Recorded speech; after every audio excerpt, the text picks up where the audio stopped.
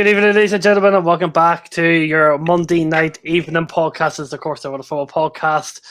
We've got a lot to talk about. A lot has happened in the last 7 days with a range of things happening, and we've also got two Welsh clubs that despise each other on too. So we're in for a very interesting podcast. I do advise you to get your popcorn. Massively advise you to get your popcorn. So of course, on the guy's own channel, we've got Doug, who Mr. Positive, as we like to call him, or the Big Friendly Giant, and a lot of other nicknames we have for Doug, which I'll be here all day trying to name them. But Doug, how are you this evening? I am doing very well. Thank you for that nice wee intro. I like that, BFG.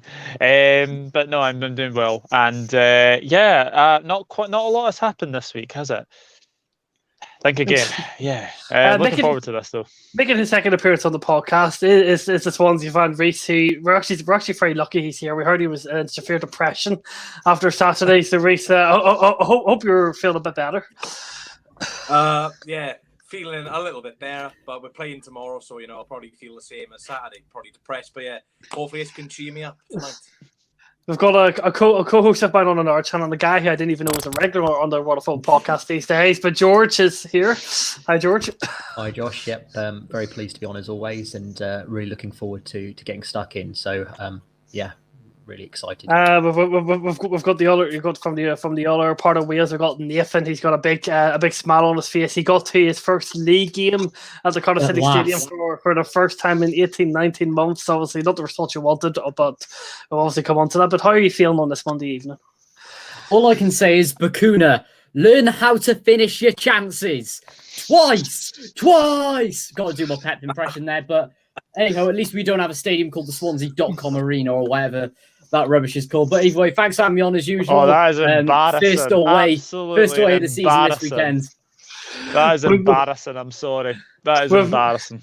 We've got a man who I think is currently, he was in Germany. He lives in France, but he's currently in Spain. It's David Annabert, literally travelling the world, and Owen from Copon.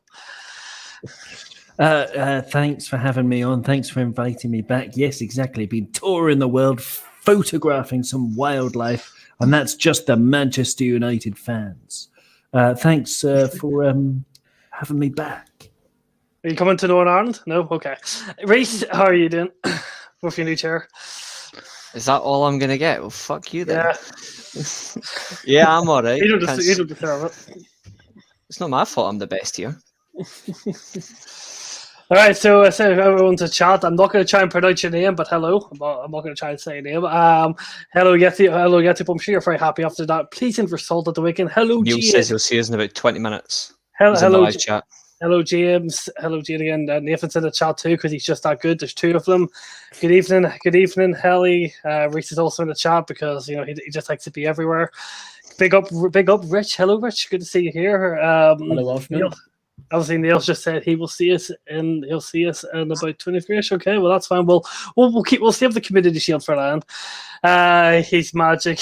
Of course, Ant's here singing his Ant's classic Ant, and hi Sergio. Okay, well listen, I think everyone kind of knows where we're going to start off with this podcast tonight. Yeah, Lionel Messi just left Barcelona after I'm going to put in some context to Lionel Messi's departure, so why he's left, because I know there are a lot of people were a bit confused. So basically, La Liga has a salary cap. Mm-hmm. Barcelona are 2.6 million euros over their salary cap. Because Lionel Messi was out of contract, and they wanted to sign a new contract, but because they're over the wage bill, it was La Liga were not allowed to keep. La Liga did not let Barcelona keep him. They didn't give any leeway. Barcelona had to follow the rules like everyone else, which it's not often you hear that with the bigger clubs. Messi was going to get was going to sign a 5-year contract worth 2-year salary, so he was going to get a 2-year salary over the course of the 5 years. So it was still a big reduction, a 50% reduction as well. But obviously La Liga said no. Now some people blame Bartomeu for the complete mess that Barcelona are in financially. That Laporte doesn't really have much from to work with. Some people blame Messi, said Messi should have taken a bigger wage cut. And some people blame Barcelona players like Samuel Umtiti, Antoine Griezmann, Pjanic for not either terminating their contracts or taking it with just wage. So I haven't checked to see what everyone's camp is in. So Doug, what camp are you in? Do you blame Messi? Barté or the Barcelona players? Well, first of all, I don't feel sorry for Messi. I will say this now. I don't feel sorry for him having to leave Barcelona. I think he has had the chance to leave Barcelona so many times. If he was that sorry, if he was that committed to Barcelona, you would have took a pay cut, right? Simple as that. You would have took a pay cut. The fact that he's actually come out and said that he actually would have signed had there would not been like a salary cap in La Liga is absolute nonsense to me. And he's now going to PSG where he's going to get 50 million a year. I've no sympathy, but I can tell you now for a fact, everybody in the Champions League will be wanting Barcelona. I can guarantee you that now. Because I honestly say this now, I don't think they're going to be anywhere near the title. I don't think they're going to be anywhere near. I'm even going to say that they could finish even lower as probably 5th or 6th. I honestly think that Barcelona are up. Well, excuse my French, but shit creek. You have just reminded me too that Aguero is out until November. Just for anybody who's not aware, Aguero is suffering an injury until November in yesterday's friendly with Juventus. Reese, what do you think about Messi? Any chance he could go to Swansea maybe if they could nick it off PSG? Maybe? Well, I think Aguero's got injured from sadness. He goes to join Barcelona to join his best mate Messi. Messi leaves the club and Aguero gets injured. So great start for Aguero and Barca. For me, the blame has to go towards the hierarchy. They're the one who sorts out the wages. They're the one who agrees the deals. They're the ones who puts the money on the table. At the end of the day, if you're a Iheanacho who gets offered stupid money per week, you're not going to say, no, that you're overpaying me. You're going to take it on you. At the end of the day, it's not the players' fault that, the club are offering silly money. And if the players want silly money, the hierarchy should say, right, you're not having that. So if you have this, you're not having it. So, yeah, obviously Messi being at Barcelona, it's his home, and it is disappointing to see him leave because, you want to see Messi, Barcelona, that's one of the best things in football. But a lot of people were saying Messi doesn't challenge himself in other leagues. That I think, he's going to challenge himself. Yes, it's, League 1, but he's still got to challenge himself at the end of the day. Yes, he's getting ridiculous money in PSG, but arguably he's the best player in the world. He should be getting that money, and it'll be interesting to see how PSG do in the Champions League. If they don't win the Champions League issue with Mbappe, Neymar, Messi, Di Maria, Ramos, Donnarumma, list goes on, Hakimi, it's a farce. But yeah, I'm looking forward to seeing Messi in a different shirt other than the Barcelona one this season. That's a very good answer. Just to say, Keane, it was not the fact the rules were bent for Martin Braithwaite. If Barcelona had, I think it was 3 injuries in the attacking area of the pitch, which allowed them to get an emergency signing. Leganés didn't have that, so it's just really bad. It was just really bad made up rules. Owen, obviously, there's a lot of rumours, obviously, about Mbappe to Liverpool these days. Obviously we'd love to see Messi in a Liverpool shirt, but obviously as someone who lives in France, you live close to the PSG stadium, if I'm not mistaken. Are you going to maybe go and try and see if you can get a wee cheeky autograph of Messi in the PSG shirt? Well, it's an interesting question because there is approximately a 1% chance that I might, if Lionel Messi wants English lessons, I could end up being his English teacher, like genuinely. It's a 1% chance, which is more than a 1% chance, which is when he was at Barcelona, because I have worked at PSG before, and I'll probably, cack myself if that does happen. Because for me, he is the greatest player. And regards, I don't know whether it means that Mbappe moves on. It could do. It depends. I've no idea how FFP works or is supposed to work. And if it, really applies to certain teams, I don't know. But I think Mbappe, I still very much doubt he would go to Liverpool. But no, Messi to Paris, I mean, basically I live a 10-minute walk from the Parc des Princes, and I would, just on a purely selfish level, absolutely love it if he moved there, because imagine walking down the road to watch Messi play football. Okay, against the likes of Troyes and these kind of mini teams, but jeepers creepers, he's an absolute monster. And amidst all this stuff with the contract, and amidst all this stuff with Barcelona, and it's obviously his obvious heartbreak at leaving Barcelona. I think it was obvious. I don't think they were crocodile tears at all. Let's just remember what a freaking genius he is, and how much joy he's given us. If you're not a Real Madrid fan, I suppose, and you probably hate him, but the joy that he's given us with his absolute wonder of everything. He's the ultimate footballer in many, many, many respects. And if I'm his English teacher, I probably won't even be able to speak, which is not very good if you're an English teacher. But I just have an interesting stat to bring to everyone. This is going to blow some people's minds, right? But this kind of just sums up PSG at the moment. Obviously, PSG have signed Ramos, Wijnaldum, Lionel Messi, Hakimi, and Donnarumma. Okay, wait until you hear. Wait until you, this is if Spain were if PSG were under the same salary cap that you can see probably see where I'm going with this, but that they were placed under La Liga, they would be 8.5 million euros over the salary cap. So that kind of consider the fact that Barcelona are 25% over. PSG would be at least 44%. Exactly, so it's wow. Yeah, it's a lot of money. Obviously PSG don't have much of a financial burden in the French league, because obviously they need some type of face in it. There's one other thing with PSG: they don't have broadcast rights either, so you're not going to see Messi play anyway. Reece, obviously you're a big fan of Romelu Koeman, right?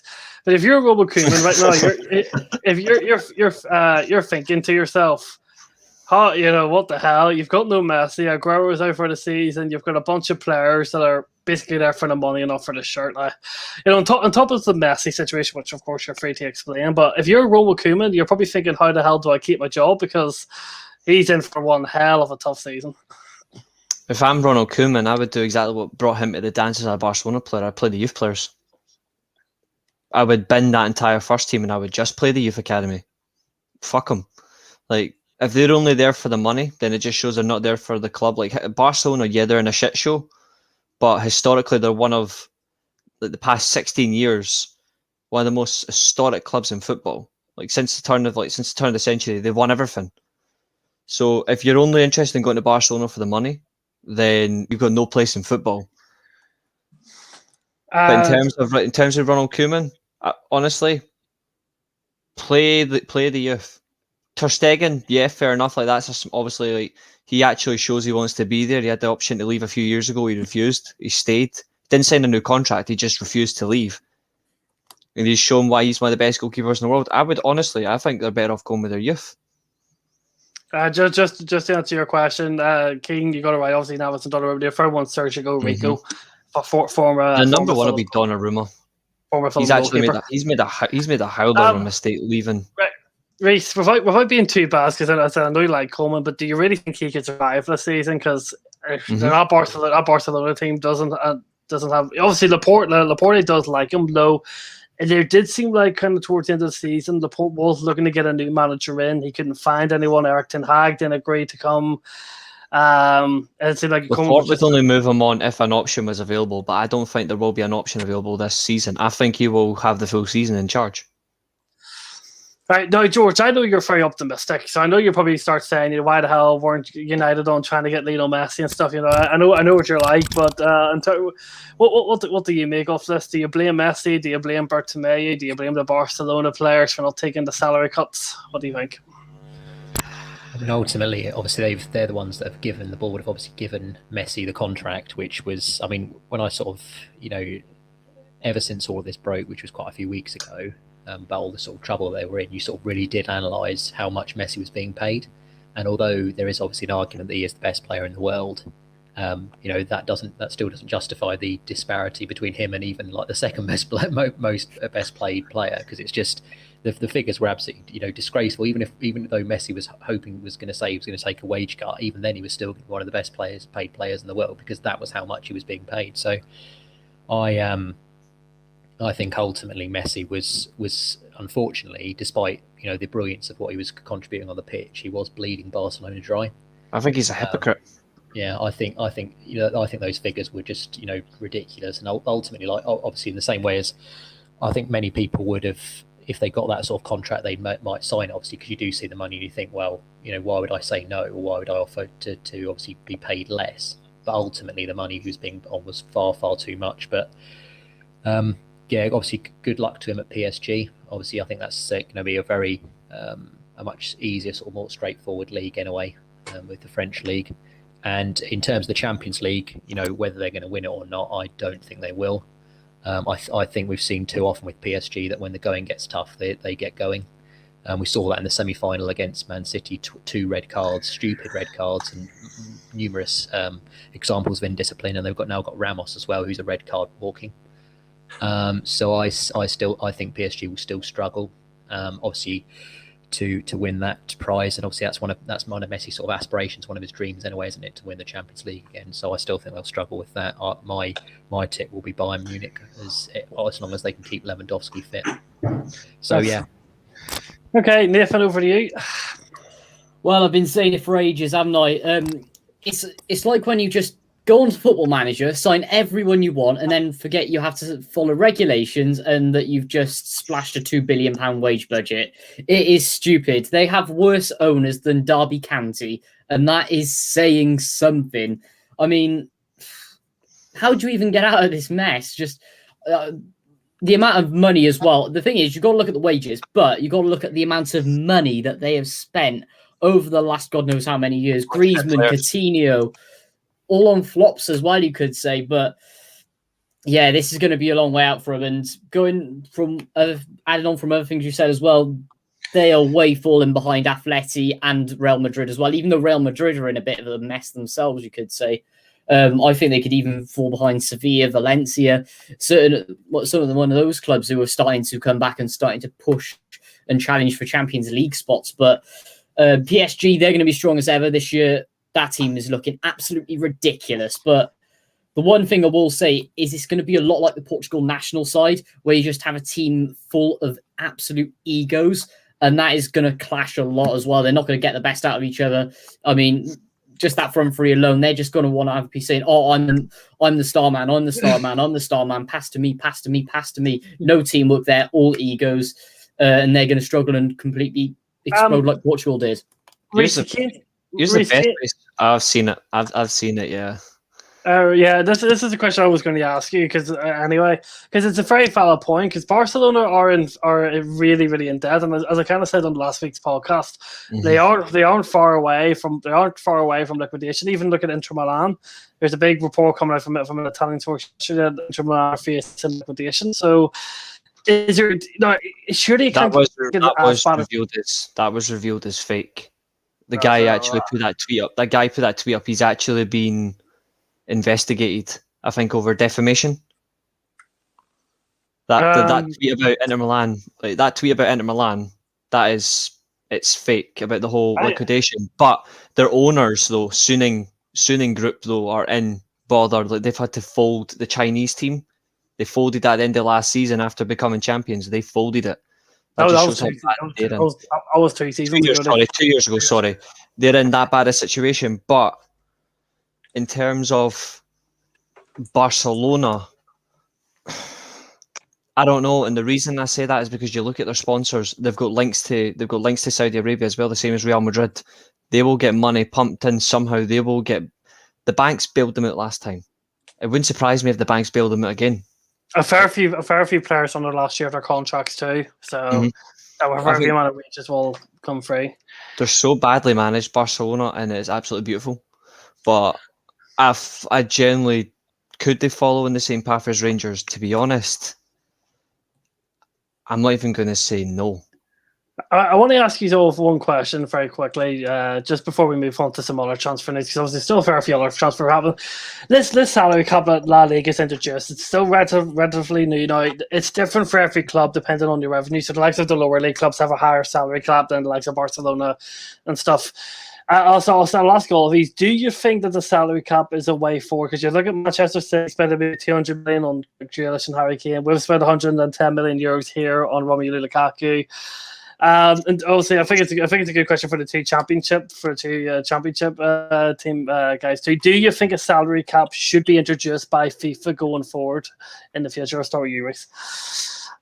It's an interesting one. We see it all the time with Premier League and Championship clubs, yo-yo clubs. You see West Brom, Norwich go up and down every year, Watford. Because as soon as they get to the Championship, the players are just too good for that level, and they just stay because their wages aren't too that bad for the Championship, and they just go back up. So it's interesting. We're supposed to have financial fair play. I put that in quotes because who even knows what that's all about now with financial fair play. We've seen some sketchy stuff over a couple of years with financial fair play. For example, PSG, they loaned to buy Mbappe, didn't they? And they bought him the next summer. That was very, very sketchy. We've done some dodgy stuff as well, to be fair, to add into that.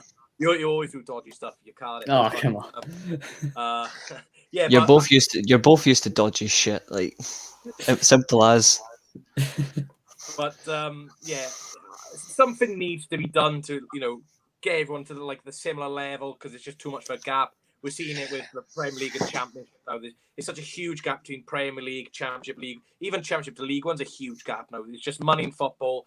It's just all going to the top level and it's just not filtering down. So I don't know what FIFA can do because do they hold that much power anymore, FIFA? The Super League, is that still going on? None of us know at the end of the day. And, they're all talking about these massive fines for these clubs. And they weren't given massive fines up for the Super League, was it? It wasn't that big for them. But, yeah, I'm not too sure on it, to be honest. Hopefully something is, but I don't trust FIFA at all because, they're as corrupt as the owners of these big clubs. No, Owen, obviously Liverpool have a very, very specific policy. You're a sell to buy policy, so you don't just buy players except for that year, when you sign, a team to win the league. You have a very strict transfer policy. You don't overspend on wages. Why that's kind of why Wijnaldum didn't get his contract extension. Do you agree with a salary cap maybe going in the future, or do you think football is fine the way it is? I think a salary cap's a very good idea, to be honest, because I do think it's sick the money in football. I mean, there's a global pandemic. I actually looked at the cost of building a hospital in Manchester, and it's around about 300 million to build a hospital from scratch. And if you think that Pep Guardiola has spent 981 million, that's 3 hospitals. That's in 5 years. That's 2 hospitals and his entire midfield.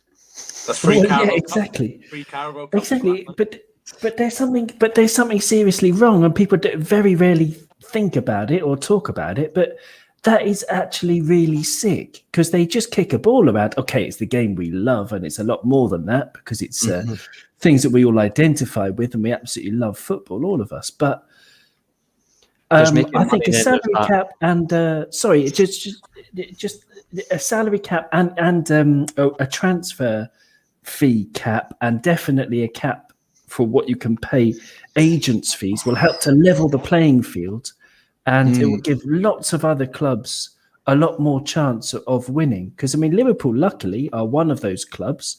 Manchester United, one of those clubs with a chance of winning. City, Chelsea, but other clubs lower down. There are 92 clubs in the English football pyramid, and it's just it's such a long shot for any of them to have a. Breaking news! Pep Guardiola has retired from management in football. I think I can go one better. Breaking news: Jose Mourinho is having a fit. Right, recent George, I'll be intrigued to hear your answer about the salary cap, because if a salary cap was introduced, United would be probably very close to, because obviously you've got quite a few high earners on the club, especially in the Deadwood area. So, Man United and City would definitely, and Chelsea, I would say Chelsea would obviously be held by the salary cap and by a fair stretch. Would you support it or be against it? I'm all for it. I've been saying it on this podcast for months that I would happily welcome a salary cap into the Premier League, because it's just abysmal that the fact is, it was said spot on by Owen, the amount of money these guys make for kicking a football for 90 minutes. It's great to play football, but there's making money and then there's taking the piss. Like, frankly, if you want to be a cheap tart and play football, go to Saudi Arabia. You can't play proper football. You don't play proper football over there. You just fucking get paid to be shit. I don't see the need in the big wages. I think even Man United, deservedly so. Like, they would have certain players over there. Like, at least that would free up Phil Jones for good. Like, he can take his shit wage and fuck off. But honestly, no, I agree. It should be a salary cap introduced, because it'll actually make players learn their place as well. Because there's players that are like 16, 17, 18 years old that are already getting 150 grand a week for doing what? What have you done in football? Because you won an FA Cup and you've now got 150 grand a week. Behave yourself. You've not earned it. All right, so Doug Jones kind of screwed up the order. George, you were next, so over to you. I fully agree with the salary cap. Obviously, the guys have all sort of made the relevant points as well. The only thing I would say as well, just to sort of add on to what Reece has said, is that not only Phil Jones, but there's plenty of our players that I'd happily get rid of to adhere to a salary cap. So yeah, I'm all for it. Nathan, obviously you follow the NFL like me. You know the NFL are very heavy on the salary cap. Yep. It went down to its lowest salary cap this season. Obviously, it means all the NFL teams, there's not one NFL team that has the best players. Obviously, you get lucky with rookie contracts and all of that stuff, but mainly the prime NFL, all these really good players in these different positions are all spread out over all these teams. So, the Chiefs and the Packers can't run away with it with all the money they have. Would you support it in football? Quite a controversial opinion. No. Mainly because there are other ways of doing it. I think if we took the FFP rules that we have currently in the Championship, which are way stricter than the Premier League, then I think it would even it out a bit. But the main issue with it is the TV money. It has to be filtered through instead of just being splashed in the Premier League and stuck straight to the top six, or you could say top four and Arsenal. But it needs to be filtered down properly. And the thing is, FFP works strongly at the moment in the Championship. I mean, we've seen it with us getting transfer bans, Reading, QPR, spending so much money and splashing it on wages and then getting stung when they rightfully deserve it. But if they apply the same rules in the Premier League, then they're going to catch out these sides like Fulham, who go spend £100 million with me. They spent another 20 million this season, but then they go up to the Premier League and avoid the rules, because if they would have stayed there and not been promoted and bottled it, then they would have been hit with FFP. But then again, there's technicalities with it and clubs who can work their way around the rules, especially the top clubs as well. For example, Man City could do it. I mean, we've had it where we had a transfer embargo in 2016 and we were still able to sign players. So what we did was we were going to sign Kenneth Zohore. KV Kortraiv, or however you say it, in Denmark, or Belgium, who we also own. We signed him there, and then we loaned him out to us because you're obviously still allowed to make loan signings. And then when the season finished, we bought him on a free transfer then. So there's plenty of ways to get around it, but it's good and bad bits. You just got to tighten the rules and apply the strict rules into the Premier League as well. To nail down the FFP and stop this overspending, especially if you spend more than you bring in. All right, over to you, Doug. Do you support a salary cap in the Premier League in the future? And also, Liverpool have just scored Minamino with the goal. Oh, fantastic! I forgot. I actually forgot about that game. Minamino just scored now, so there you go. Yeah, I just kicked off. I think about 20 past anyway. So thanks for that. I think the problem you're going to have is that the salary cap, yes, I think it'd be a very, very good idea. But again, financial fair play is no more. Man City are being able to, spend the, 100 million on Jack Grealish. I think it would be a good idea. I don't think it's something we're going to see very, very soon. I think it's going to probably be something that will probably take 5, maybe 10 years. I don't see it happening very soon. It would be an easy thing to implement. I agree, but it would take time.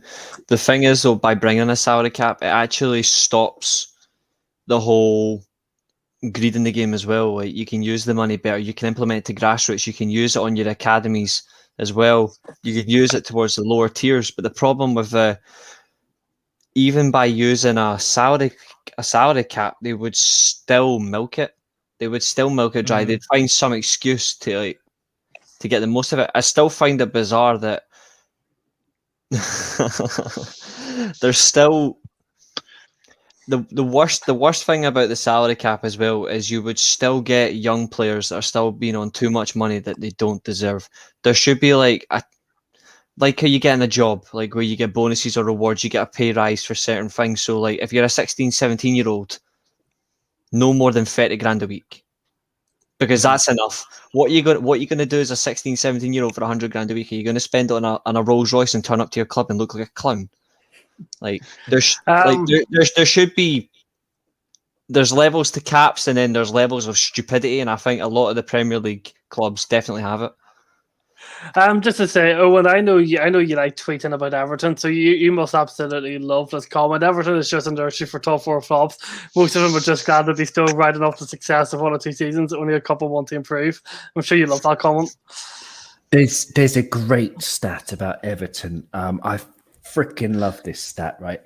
There are, of the 92 teams in the English league, all of them together, 92 teams, only 2 teams have not experienced either promotion or relegation or a cup win since 1995. Everton's one of them. Everton is one of them, and the other one is Oldham Athletic. Mm-hmm. And imagine being a fan of these teams. I mean, Oldham I feel sorry for. Everton I just laugh at. Imagine being a fan of a football club that is managed by a fat Spanish waiter. I can't relate. Benitez was a serial winner, and now he's just going to win some cereal. James done that, Brandon. By the way, we have to move on. We do have some other transfer news to talk about. So I'm going to start off with a very simple one. Doug, where the hell did this Danny Ings deal come from? It reminded me of the Fabinho deal that we got. Don't remind me. In the 2017-2018 season, like that deal came from absolutely nowhere. 7:00 it was announced that we had agreed a deal, and then about 8:00 I think it was announced that we had actually signed him. I honestly don't know. I actually remember being at work, and then all of a sudden my phone was blaring. Got a notification from OneFootball, then a notification from Sky Sports, and then a notification I think from I think it was Instagram saying that Danny Ings had signed for Aston Villa. I hadn't heard that they were in talks. Hadn't heard anything about that. So it's one of those deals where you just have to applaud Aston Villa and say fair play, because nobody. I don't think it was even being reported anywhere. Nowhere. So not even Tier 1 journalists knew that. Yeah, I think that's even better. No ITKs, no Tier 1 bollocks. It was just in out Villa. We're done. They were like, "How you doing, boys?" All right, Danny. let's get you on penalty drills, Danny. I'm sure Hassan probably was like, "What the hell happened?" See, the worst thing is, I feel for him. Like I feel for Hassan. What I will say now, I think Southampton are going to struggle this season. Well, I disagree. Staying on topic of Southampton. Now, I was just about to go to you, Reece. I know you two both have obviously in the Championship. Adam Armstrong is joining Southampton. He wasn't in the squad for Blackburn on Saturday, if I'm correct. So also. They need him. Also, they are signing Borja. He's a young, promising striker for us. He scored 6 goals in the pre-season for Chelsea.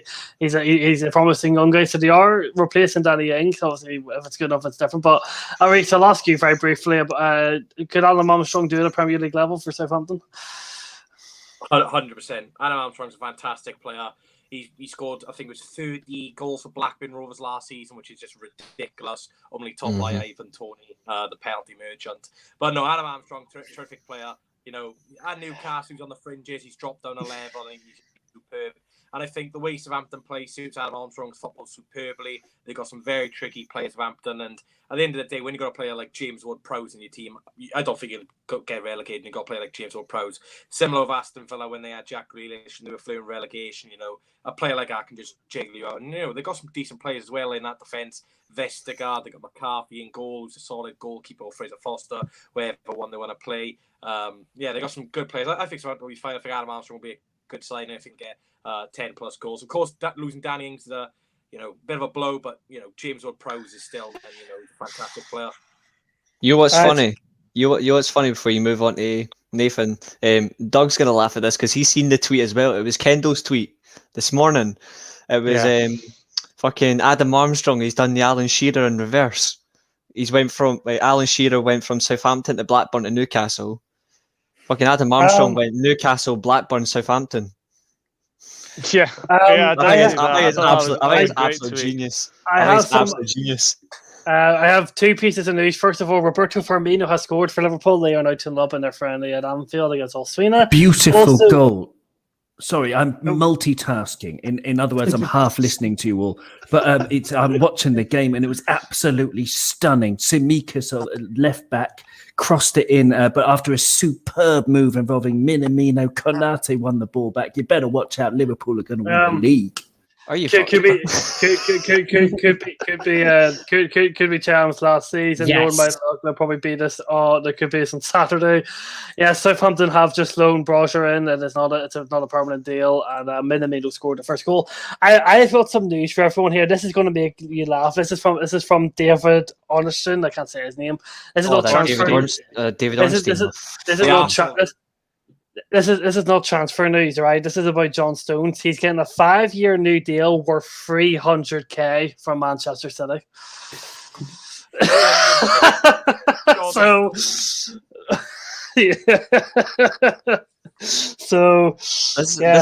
is an Allen key. This is Joe Allen's career. Wow. John Stones has literally done it now. That's it. All right, on to the next big deal that has not officially been announced, but obviously will definitely be happening. Romelu Lukaku is joining Chelsea for €110 million. Chelsea have got their striker. Doug, I've been crying for a striker for absolutely weeks now. We've got our man. Tammy Abraham is going to be going to Atalanta for 40 million, but I'm going to go to the Manchester United lads. Obviously, experience from Lukaku's time in the Premier League. Starting with you, George. What do you think? Do you think the Inter Milan form will make him a better player in the Premier League, or do you think we'll see a United-esque Lukaku? To be fair, he wasn't actually, he wasn't horrifically bad for us. It was just the issue with Lukaku, as I'm sure. Yeah, as Reece said, still but, I think the issue with Romelu Lukaku, obviously, because we saw him sort of, week in, week out for a couple of years, obviously, whilst he was at United, consistently. And the issue with Lukaku was obviously his first touch, which was quite often completely terrible. His link-up play wasn't the best. He'd often sort of make poor decisions. But what I would say is that he is quite a good crosser of the ball as well. That was one of his sort of strengths. And I'll always remember he did have such an influential impact on the night, obviously, in Paris when we beat PSG 3-1. He scored a couple of really good goals then. So there's always that as a good memory of Lukaku. But I am glad that we got rid of him because ultimately, as I said, his touch wasn't good enough. It wasn't good enough at link-up play. And I think you'll see the same sort of issues at Chelsea, but I'm sure you'll be hoping that he doesn't show those. But I've got a sneaking suspicion he'll be very similar to what he was at United. Just another piece of news before going to you, Reece, for you, Doug and Owen. James Pearce has confirmed that Andy Robertson should be out for no more than 3 to 4 weeks. It's not as serious. Oh well, that's a big relief. That's a big relief. Just what you would like to know. That's a Reece on to you. So you're very critical of players that come to Chelsea, except for Timo Werner and Kai Havertz. Sorry, unless they're German. But what do you any thoughts? I'm assuming Doug is. I'm assuming Doug, I know Reece and Doug have predicted that, but anyway, Reece, what do you think about Lukaku to Chelsea? It's a good signing, but it's not enough to win you the league. It's not enough to even get you above Man United in the league. Like, I genuinely think you are still missing a few things. Like, you're still missing a midfielder that's going to displace Jorginho and Kante, and I say that in terms of displace them as in you need a quality midfielder in there to actually force these two, because that's not enough in the midfield. Maybe David Zappacosta as a makeshift. In all fairness, though, as well, I think the one thing as well is you don't have another striker in there as a backup, because Werner doesn't seem to be trusted as a striker. He's more used as a winger. He's using Havertz as a false 9 when he's an attacking midfielder. He uses an overrated Mason Mount. He uses Hakim Ziyech when he's ruined them. Like, honest to God, I don't see enough in this Chelsea team that says to me they're going to win the league, at least for another couple of years, because they don't score a lot of goals either, and Tuchel isn't going to magically turn him into a goal-scoring machine within 20 minutes I just don't see it happening unless he makes a more attack-minded system. I think you're going to stick with the same back three and hope to counter teams and just be solid as a rock. Honestly, God, what am I watching? Am I watching Chelsea or am I watching Burnley? We won the Champions League, so I'm not complaining. Doug, do you want to say anything about Lukaku to Chelsea? I find it amazing that you're spending 110 million back on a player that you bought for pennies ages ago. Look, Sadly, we can't relate to that, mate. We sold Pogba for fuck all and we bought him back for 89 million. It's a good deal for Chelsea. It's a good deal for Inter Milan. I'm not sure it's a good deal for Chelsea, but Lukaku is a good signing. I'm not going to begrudge him or that anyway, but he's hit and miss. He's hit and miss for me. He goes on a run where he can't score for toffee. Like the Everton quote there, and then he'll go on a wee run where he seems to score 1, 2, 3, 4, 5 games in a row, and then it completely goes missing again. Chelsea can't afford to have a striker like that. So, will it be a good signing for them? I'm not sure. I really am not sure. I think the striker to go for at Inter Milan was Lautaro Martinez, but there we go. Agreed. I think it's also kind of ironic as well that they were willing to spend 118 million euros on Lukaku when if they'd only spent 22 million euros more, they would have got Haaland. Yeah, exactly. Just some news. I don't know if one can confirm this, but Curtis Jones has gone off injured for Liverpool. Apparently, he's receiving treatment on the side of the pitch. It's his second big contact of the game because someone actually might have broken one of his ribs earlier in the game, and then this time he was sort of one of those where they're running towards the touchline and he got a push in the back and that made him fall over, and then the same defender accidentally basically collided, kicked his face as he was running. So he's do Spanish clubs even know the term pre-season friendly? Yeah, no. I'm honestly saying. We were going to get into that as well. It was honest to goodness. Fofana breaks his leg through an absolute horror tackle. It's a scissors challenge. It is a shocking challenge. It's if you're saying that Curtis Jones has just been hit in the face, that's. It doesn't surprise me. It was accidental, but there was no need for the push. That was dangerous. Spanish clubs do not like the term pre-season friendly. I think they just treat the season all year long. They don't care if it's pre-season, if it's a cup game or whatever. They're like, we're just gonna fucking tear you a new one. I'm going to do a no one here and come up with a very interesting stat. Obviously, the Atletico Bilbao manager Marcelino, he was the former Valencia manager. He got sacked. He won the Copa del Rey with Valencia. He got sacked on Friday the following season due to the owner. Anytime that he's been in La Liga, he has always had the highest rate of fouls in per game, and he's known to tell his teams to be dirty and to kick the legs off the teams, even if it's a pre-season game, which didn't surprise me from yesterday's friendly. Because I did watch it, which it ended 1-1, if my memory's not wrong, in the Bill friendly. Cian, to answer your question about Caballero has left Chelsea upon contract expiration, but he's a free agent. He hasn't officially retired yet. He'll be going to an Argentina team, I expect. It's so bad that it's so bad that you got rid of a serial winner and you kept a Spanish flop. To answer Sir Klopp's question, Lautaro Martinez has apparently turned down Spurs for a new contract at Inter Milan. Have you seen who they're about to sign as well? Inter Milan. Evan Jacko. Mm-hmm. And they're going to be signing some good. I'm not sure if anyone's seen this, but it was a report from Goal earlier. I'm not sure if they're reliable or not, but apparently to a degree. Yeah, apparently Tottenham tried to go for Messi. They want no, that's true.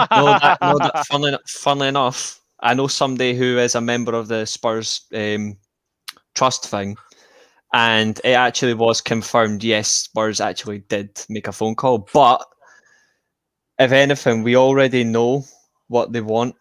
They're going to end up getting. I think they're going to get Vlahovic. Just to say, Reece, I think you have someone in the chat who's not particularly agreeing with your comments, and that's George. I was talking about George, but George obviously hasn't said very much. So I don't know who he's moaning at or who he's annoyed at, but all I'm saying is,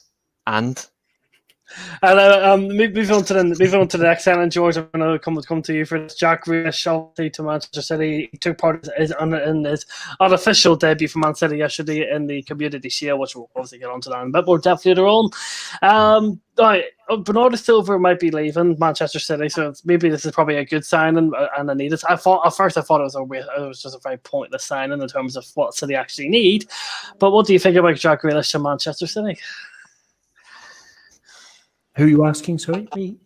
George. George. Sorry. So that's okay. So Jack Grealish was a player that I really did want quite badly last summer, unfortunately. Thank God we didn't get him. No, I've always been quite a big fan of Jack Grealish. I think obviously we got Donny van de Beek. I think because he was the cheaper option. Obviously someone who Ollie clearly doesn't fancy or rate at all, because he barely got any minutes last season. I suspect he's going to get hardly any minutes this season in Donny van de Beek. So that was a bit of a waste of 40 million. It seems at the moment. But obviously Jack Grealish, I think he is going to do very, very well for Manchester City. I think once he sort of gets settled in, the amount of chances that he was creating, the amount of times he draws people to him, the amount of fouls and so forth, I think for Manchester City he's going to be a real live wire and a really, really fantastic player for them. And as I said, I'd have welcomed him at Manchester United. I think he's a phenomenal player who was able to, like I said, post those amazing games and performances for a team like Aston Villa. And he's going to be very good for City. So, like I said, I'm slightly biased. I'm a big fan of Jack Grealish, but I think he'll be very good for City. What do you make of one about Jack Grealish at the Blue Cell of Manchester? His main strength is creating chances. He's up there. I think he's got more than Neymar, and you can say what you like about Neymar. He's a very effective attacker. And I think he's around about 6.81 chances created per 90 minutes over the last 365 days. And if you compare that to, for example, Jadon Sancho, he's at 5.33. So, an average of 1.5 chances more he creates per match, which is crazy, like incredible stuff. But whether he will fit in, whether Guardiola wants to play him as an 8, I think that would be a mistake, because I think his best position is playing on the left of an attacking 3. But I like Grealish. I like he's not £100 million player in my opinion. And he's also likely to get injured. The amount that he gets whacked, he only made 26 appearances in the Premier League last season. But I think it's a reasonably good addition for City, because they will, create even more chances. But their actual problem is finishing the chances, and that's been their problem for a couple of seasons. So they've, good player, but without the number 9, that's the missing piece of the jigsaw for them. Is someone clinical up front. Absolutely agree with that. Agree with that. Owen has brought me on to literally my next question for you, Doug. You saying that, and you guys are reading my mind. Are you all telepathic or something? On you got an article that I don't know about. But Harry, right? So this on to the next transfer, which is currently pending, currently unconfirmed. Harry Kane, obviously, Harry Kane is most definitely wanting to leave Spurs. We all know that. City. Already, I think I spoke to a City fan called Ray the other day. I don't know if any of you know him, but he says City are not going to go above 110 million. They aren't going to offer any players. We all know what Daniel Levy's like. Doug, I don't know if you watched the Community Shield yesterday, but it was evident that City need a striker. Jesus, clearly not trusted. That was evident last season. And Ferran Torres couldn't lead the line to save his life yesterday. What do you think about this Harry Kane deal? Is Daniel Levy going to give in, or Manchester City going to be in a situation that I thought we were going to be in and not sign a striker? First of all, Harry Kane is not worth 160 million. What Spurs are wanting, that's just grossly obscene. But then again, you could actually say the same for Jack Grealish, earning £369,000 a week at Manchester City. Yeah, absolutely ridiculous. Absolutely ridiculous. I'm going to say something about Manchester City that I think kind of goes along, and I think I said this on Cop On earlier.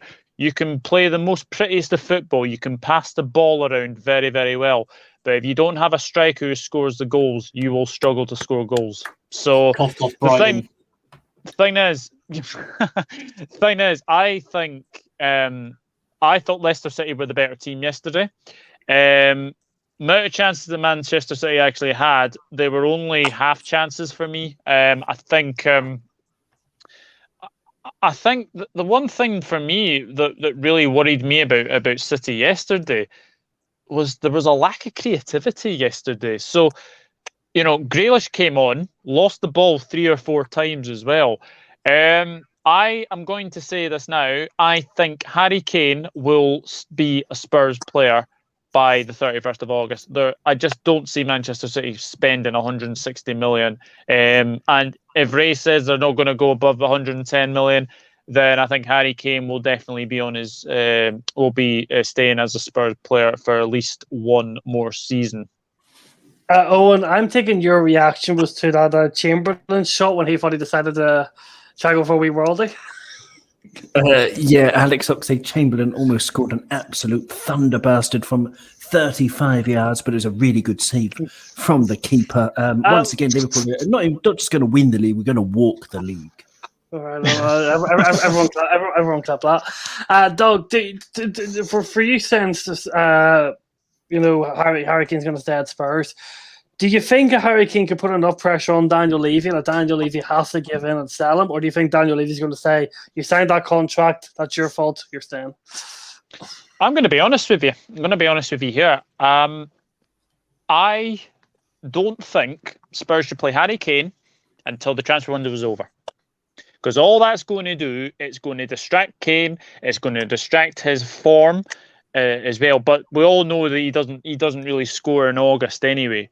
I honestly, if I was Daniel Levy, if I was Nuno Espirito Santo, I would just say to Harry Kane, go off and just have like another 2-3 week holiday and just wait until the transfer window shuts, and then we'll see if someone comes in for you. Because in my opinion, Harry Kane is a petulant little baby wanting out of Spurs. When he signed a contract extension about 12 months ago, it was a 4, 5, 6 year contract, being a petulant little baby, he doesn't want to stay.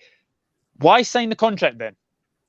Why sign the contract? He should not be anywhere near that Spurs team.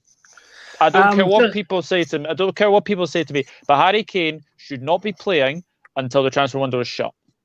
Just to say, Kane, since when could you offer players that weren't even at your club? I would love that if we could just go back and offer a few players that are at some of our clubs. Otamendi's at Benfica. He's not at City anymore. He left 2 seasons ago. Harry Kane is to Tottenham what Phil Jones is to Man United. There you go. Mm-hmm.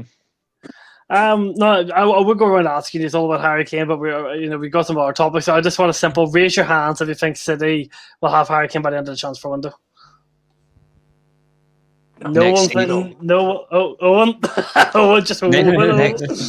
Next season. Because I already told you back in April, Lukaku was signed for Chelsea. Done. Kane will join City. That'll be next season. Then Haaland will join Man United straight after. Bang. Josh, one thing that could happen is if City struggle in those first few, because obviously the window, it's gone back to normal when it's at the end of August. So one thing that could happen is if City really struggle in those first couple of Premier League games, to obviously, there's no one to finish them, that could force their hand to get Kane, obviously pay the money. So we'll just have, you have to sort of wait and see. That's very possible. Owen, you were going to start speaking there. Go ahead. Well, it's just that, City, they've got the...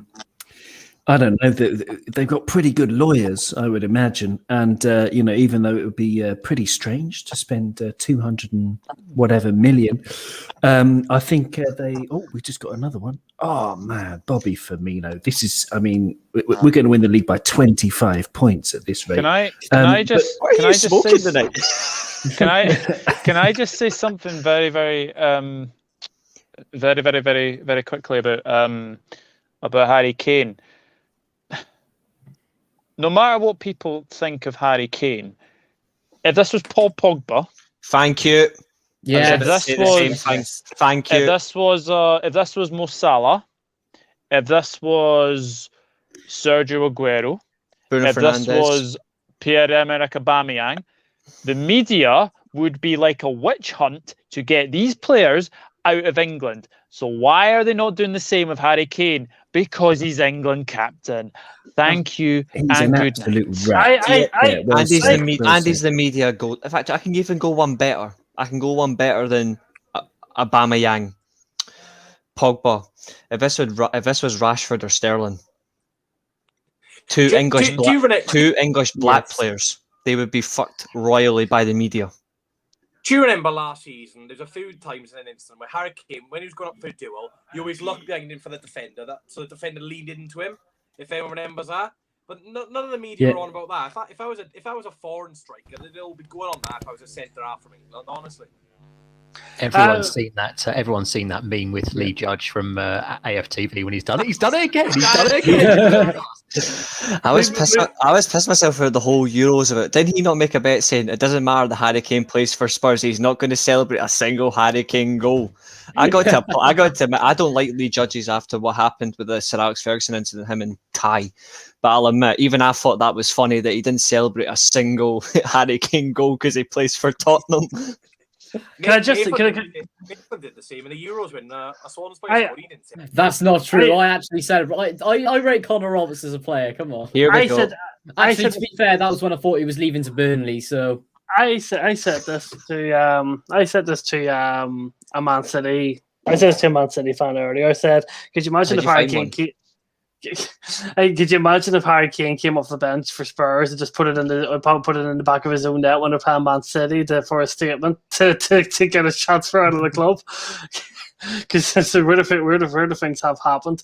But obviously, I want to give the Championship guys a bit of a voice on the offend. Is there any extra transfers we could be seeing from Cardiff before the end of the transfer window?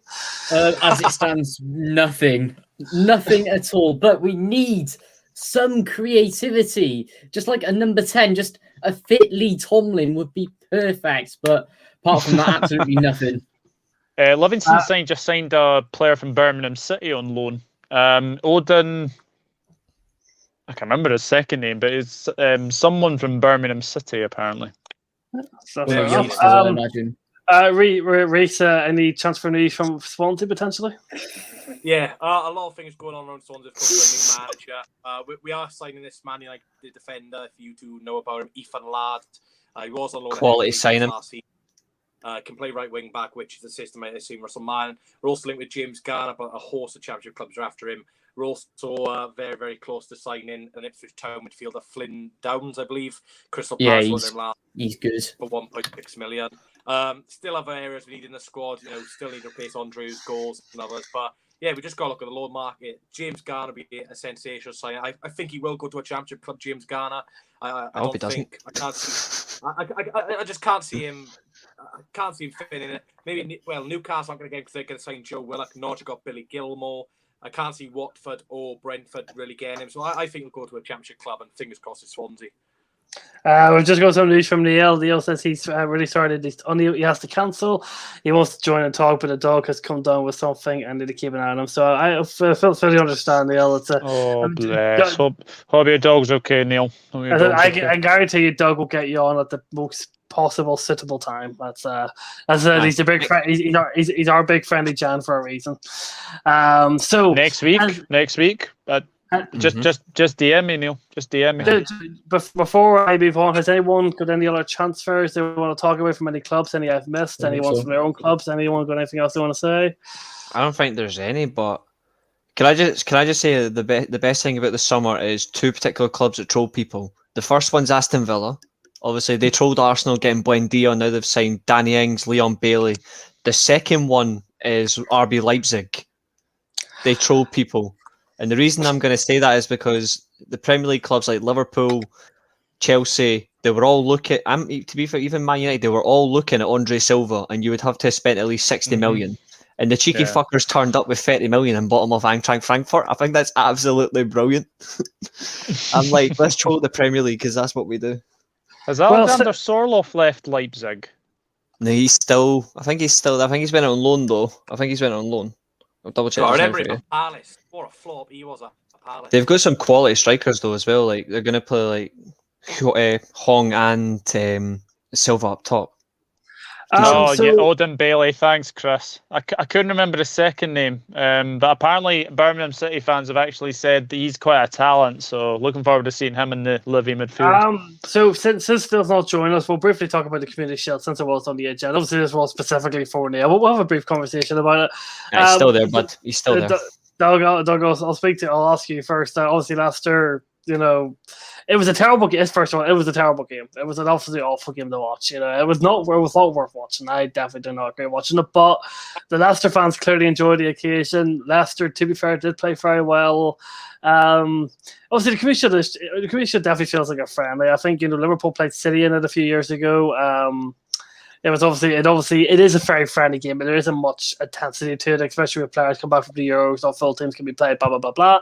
But if you're Leicester City, this has been an incredible. To win the FA Cup and win the Community Shield, 2 great days. It was 3 great days at Wembley. It was great to see. Obviously, obviously City fans were kind of embarrassing with how many fans they took at Wembley that day. But what did you make of the Community Shield? Obviously, do you take anything away from it? I take away from the fact that a Manchester City fan decided to do a helicopter reference to Leicester fans. That was absolutely disgusting, and I hope they name and shame him. I thought Leicester were the better team. I'll say it now. I thought they were the better team. It kind of showed to me that, look, the team, like, Pep Guardiola, I keep saying this, it's a fantasy football nightmare. You just don't know what team he's going to put out. And I think the team he put out, yes, it was one that was, good enough to win it. But how much did you pay for Nathan Ake? Just someone remind me, £41 million. 41 million, yeah. 50 million. They absolutely ridiculous. They spent enough to say shit anyway. Bournemouth robbed them. But I think if you say this, that if you win it, it's very, very good. If you lose it, people will just say, "Oh, it's a glorified friendly." But does that mean it was a glorified? Does that mean it was a glorified friendly when Liverpool lost to City? Doesn't really, honest. Yeah, but what happened that season though? You won the league. Exactly. The COVID champions. You'll remember. But I have to say this, that it wasn't the best of games, but Leicester thoroughly deserved to win. So I think the worst part of that game is not the worst part. The worst part was definitely the helicopter reference. The funniest part is Man City fans are so fucking stupid. Oh, they were shocking as well. Did you see how many they took? No, that's not the worst part. How can you chant about Leicester not winning the Premier League title when they won the league 5 years ago? I'm sorry.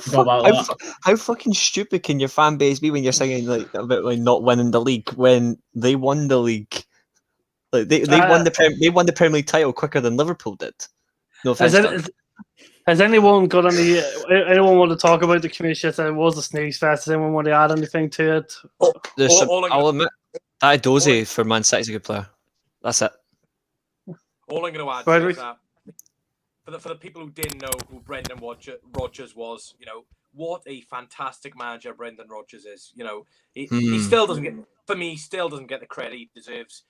He was that close to getting Liverpool's first ever Premier League title.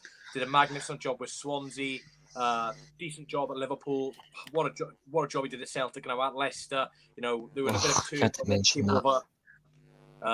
Did a bit of turmoil when Claude Puel was there. Vardy wasn't happy. He comes over Leicester. Iheanacho. Everyone thought, oh, what a flop he was at Leicester. Now he's turned him round. What a job Brendan Rodgers is doing. And realistically, he should be at a bigger club. But saying that Leicester, they are a big club now, aren't they? So fair play. To be honest, I think he's at the perfect club for him. Yeah. Go ahead, George. Just very quickly, obviously, Wilfred Ndidi I thought was absolutely superb against City. So underrated. Yeah, I thought Leicester fully deserved to win. Obviously, congratulations to them. Always good to see Pep Guardiola and City lose at any stage of a campaign.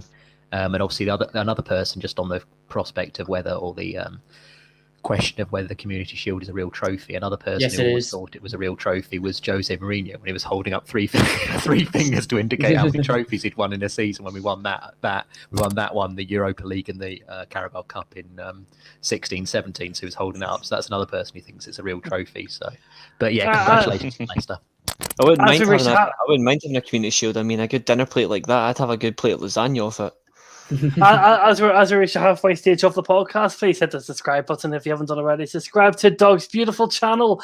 Doug is obviously is having an incredible year so far, so please do support the man. If you're interested in checking anyone on screen that isn't Doug, I believe Doug probably has the links in the description to all our channels and socials. If you want to follow any of us, if you're interested, obviously Reese is Man United, I'm Chelsea, Nathan's Cardiff, George doesn't do social, so don't point following him. He just turns up on YouTube channels, and Reese is a Swansea fan. So we're going to move on to who's the Man? Oh wait, sorry. Okay, sorry. I was confused who the United guy was. I was so confused. I was looking at that for like, I may as well just go. I may as well just run with that now. Right now, Doug, you see Reese's smile. It's going to turn into a frown because we're on to the Scottish League. We're on to the Scottish League. We're going to obviously look back to the Scottish League. Doug, why have you got a strange face?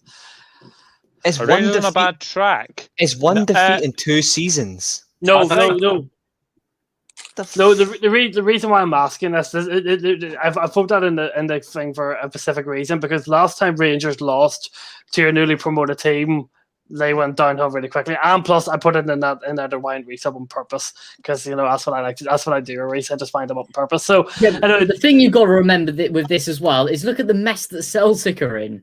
Rangers just going to walk the league again. You know what's funny is I'm not surprised by the Celtic result, by the way. It's because it's against Dundee, and Dundee being in their back pockets for years. Honestly, Celtic could wipe their ass with Dundee and they would still fit them away into their pocket. I'm not surprised it was 6-0. Rangers will be back on top of the league by the end of the month when they beat Celtic at Ibrox. Okay, so we'll start off with Doug. Obviously, Livingston played Aberdeen. They lost 2-1. It was a 94th minute winner for Aberdeen by Jack McKenzie. That's heartbreaking. That's absolutely heartbreaking. It was one of those games where you just have to take it on the chin. Unfortunately, we deserved to at least win or get a draw. But do you know what? I think we have to say that Aberdeen are relentless. Look, Max Stryjek was the hero last week against Rangers for keeping the score down. This week he's the villain, but I like the fact that I actually Instagrammed them and said that you've saved us countless of times. Don't beat yourself up. It's one mistake. And he actually liked it, so that was very, very good. But for me, the one thing I will say about us is that yes, we're losing games, but we're actually in games. We're not actually losing 6-0 to Celtic like Dundee did yesterday. So if we can win against St Mirren in the cup, then I'll be happy. But we'll that was a sore one to take. But nice for Bruce Anderson to get his first league goal against his former club as well. Obviously, we respect all opinions at all, but we're not talking about the MLS, and 2, I know nothing about the MLS, so I can't really. All I'll say with that is Beckham they can't exactly won't sign anyone either. There's not In even the transfer MLS, window. still trades and everything. Exactly. I can't really have They wouldn't allow that. Though, just another thing. Obviously, I'm just looking at the statistics here. You were only able to name 5 subs out of the possible, I think 9 you can name in Scottish League. What's happening with Livingston? Is that lack of players, injury crisis? What's happening there? We had 8 players out injured at the weekend. A couple of them are coming back from COVID. I think Craig Sibbald was one that was struggling with COVID for a wee while as well. But yeah, we had 8 players out injured. So the sooner we get them back, the better. Because I think we're a very, very small squad. I think that's why Odin Bailey has come from Birmingham City, and I think we'll probably maybe get one more in the door before the window closes, and hopefully that is a defender. There's another question about Livingston. This is just a personal question I want to ask. Do you still have Martin Bartley, your former captain? He is the assistant manager now. Did he retire? But he is right. He is registered. He is registered as a player. He should be playing, in my opinion. I don't know. I really like Martin Bartley, especially when he was on Sports Scene as a pundit. I thought he was a really good. Good pundit. I'll tell you something. Marvin Bartley has been an absolute breath of fresh air for speaking out against racism. I think he's been absolutely fantastic. Second it. MLS is a good league. We have your Messi, Ryan Gold. Ryan Gold should have been in the Scotland squad. Sorry. I know you disagreed with me on this last week, but I do like Michael Stewart as a pundit person. I feel like he's just honest. I feel like he's just brutally honest. Some things he's a bit weird about, but I still think he's okay. Ryan Gold should be a Rangers player. That's what I'm saying. I'm sorry. I may have to put my Michael Stewart players made deaf. I might actually have to put my headset off right here, right now. You've actually said the one thing I nearly walked. That's how. Are you actually kidding me? Michael Stewart could bore me to death. Anyway, another just a quick question. We're sticking with you, Doug. Aberdeen, that's 6 points from opening 2 games. New manager, they're starting to play a bit more attacking football. They've got a decent squad. They've done a bit of a clear out. They've got rid of Curtis May and Sam Cosgrove. What do you think about Aberdeen? Do you think this is really what they've needed? They've kind of just needed to get a new fresh air of manager in the door, and it's working so far. It's been a good start for them. 2 wins from 2 against a very poor Dundee United side who obviously beat Rangers. But I think Dundee United's away form's not great. Aberdeen's home form was something that let them down last season. So I think time will tell if they can keep it up. I think the big tests are obviously against the Old Firm. They usually struggle against Rangers and Celtic, but I don't know. There's just something about this Aberdeen side this season that maybe thinks maybe they could get second. I think obviously time will tell, but I think having Scott Brown in that midfield is so important. Reece, I'm gonna have to come on to with Rangers now. My friend who who comments on your post quite often, he says that the issue. He summed up the issue with He summed up that issue with Rangers. He said, 1, there was too many lazy players on the pitch that day. 2, they went into the game thinking it was an easy win. And 3, John Lundstrom was one of the worst performances he's seen by a Rangers midfielder in a while. So how do you sum up the loss they suffered at the weekend? No desire, no hunger, no work ethic. They weren't sharp enough. They weren't interested. They didn't give a fuck. They thought they were too big for their shoes. They disrespected the badge. John McLaughlin's starting as a disgrace, and I've never seen such a bad performance on the midfield. Just regarding John McLaughlin, obviously McGregor, he played the league game, the first league game against Livingston. McLaughlin did, yeah. It's just McGregor just not played back-to-back games because obviously he was being used. He's obviously being kept for the Champions League game, so. I think McGregor can be used for back-to-back games. I just think he's trying to get us into the Champions League, so he's saving the best goalkeeper for that. But it doesn't matter if you're saving the best goalkeeper for the Champions League. We still need to win the league. It's the bread and butter. But we've got a difficult game coming up anyway. Malmo in the second leg. We were lucky Stephen Davis scored right at the end to get us a consolation goal. I actually think Rangers are going to go on and beat Malmo now. I think that goal is actually giving them. If it stayed 2-0, I would have said Rangers are going out. The fact that we got a goal right at the end doesn't turn off. I think we will go and win it. But just remember, there's no away goals in Europe anymore. Just remember that. I'm aware of that. Yeah, I'm aware of that. Also, just going to say, because I know Scottish restrictions were eased. Is it going to be a full crowd at Ibrox, or is it full enough? I don't think it'll be full. I don't think it'll be full crowd yet, but the restrictions are gone as of today. You still have to wear a mask, obviously, but the restrictions are off. I don't see it being a full capacity until maybe the end of them. I don't know if they're even going to give a full capacity for the Old Firm game, August 29th. I think that'd be a big risk. I think that would be a risky idea. I think it'll be a while. Reece, do you know anything about Scottish football? So I don't really. Do you follow it at all, or are you just going to be a bystander? No, I do follow it now and again. Obviously, I don't watch as much as Doug and Reece and you, Josh, in respective action. But yeah, I did see Rangers lost. It just shows, anything in football it could happen. The majority of people would have thought, oh, Rangers will steamroll this. But football is an unpredictable game at the end of the day. It does open the title race up a little bit.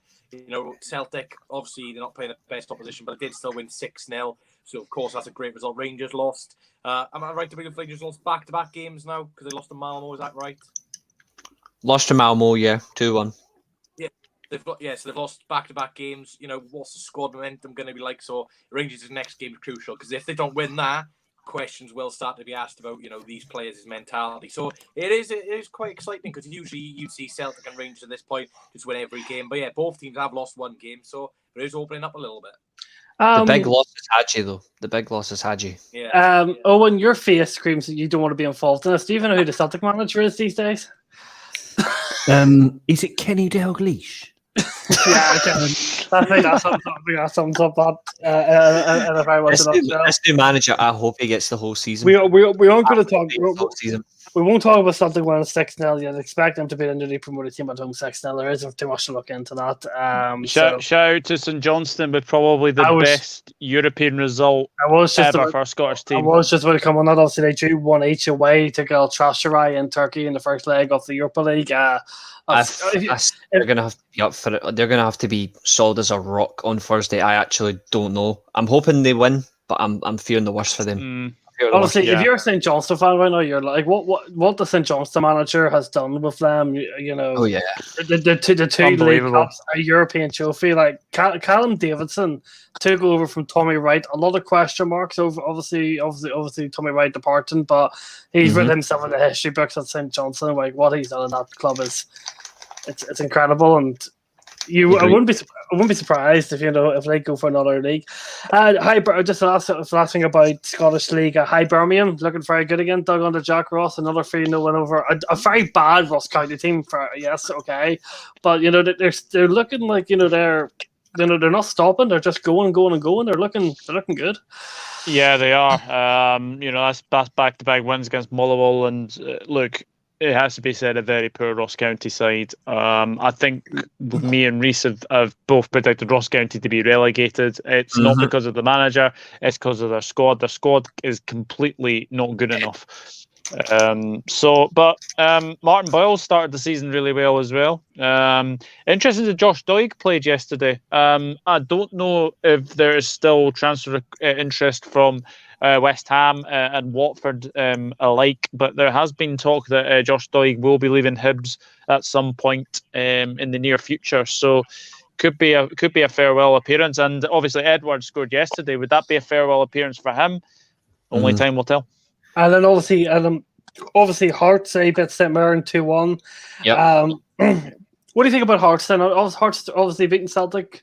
If St Mirren are a good team under Jim Goodwin, very solid, very tough to beat, so it's a good win.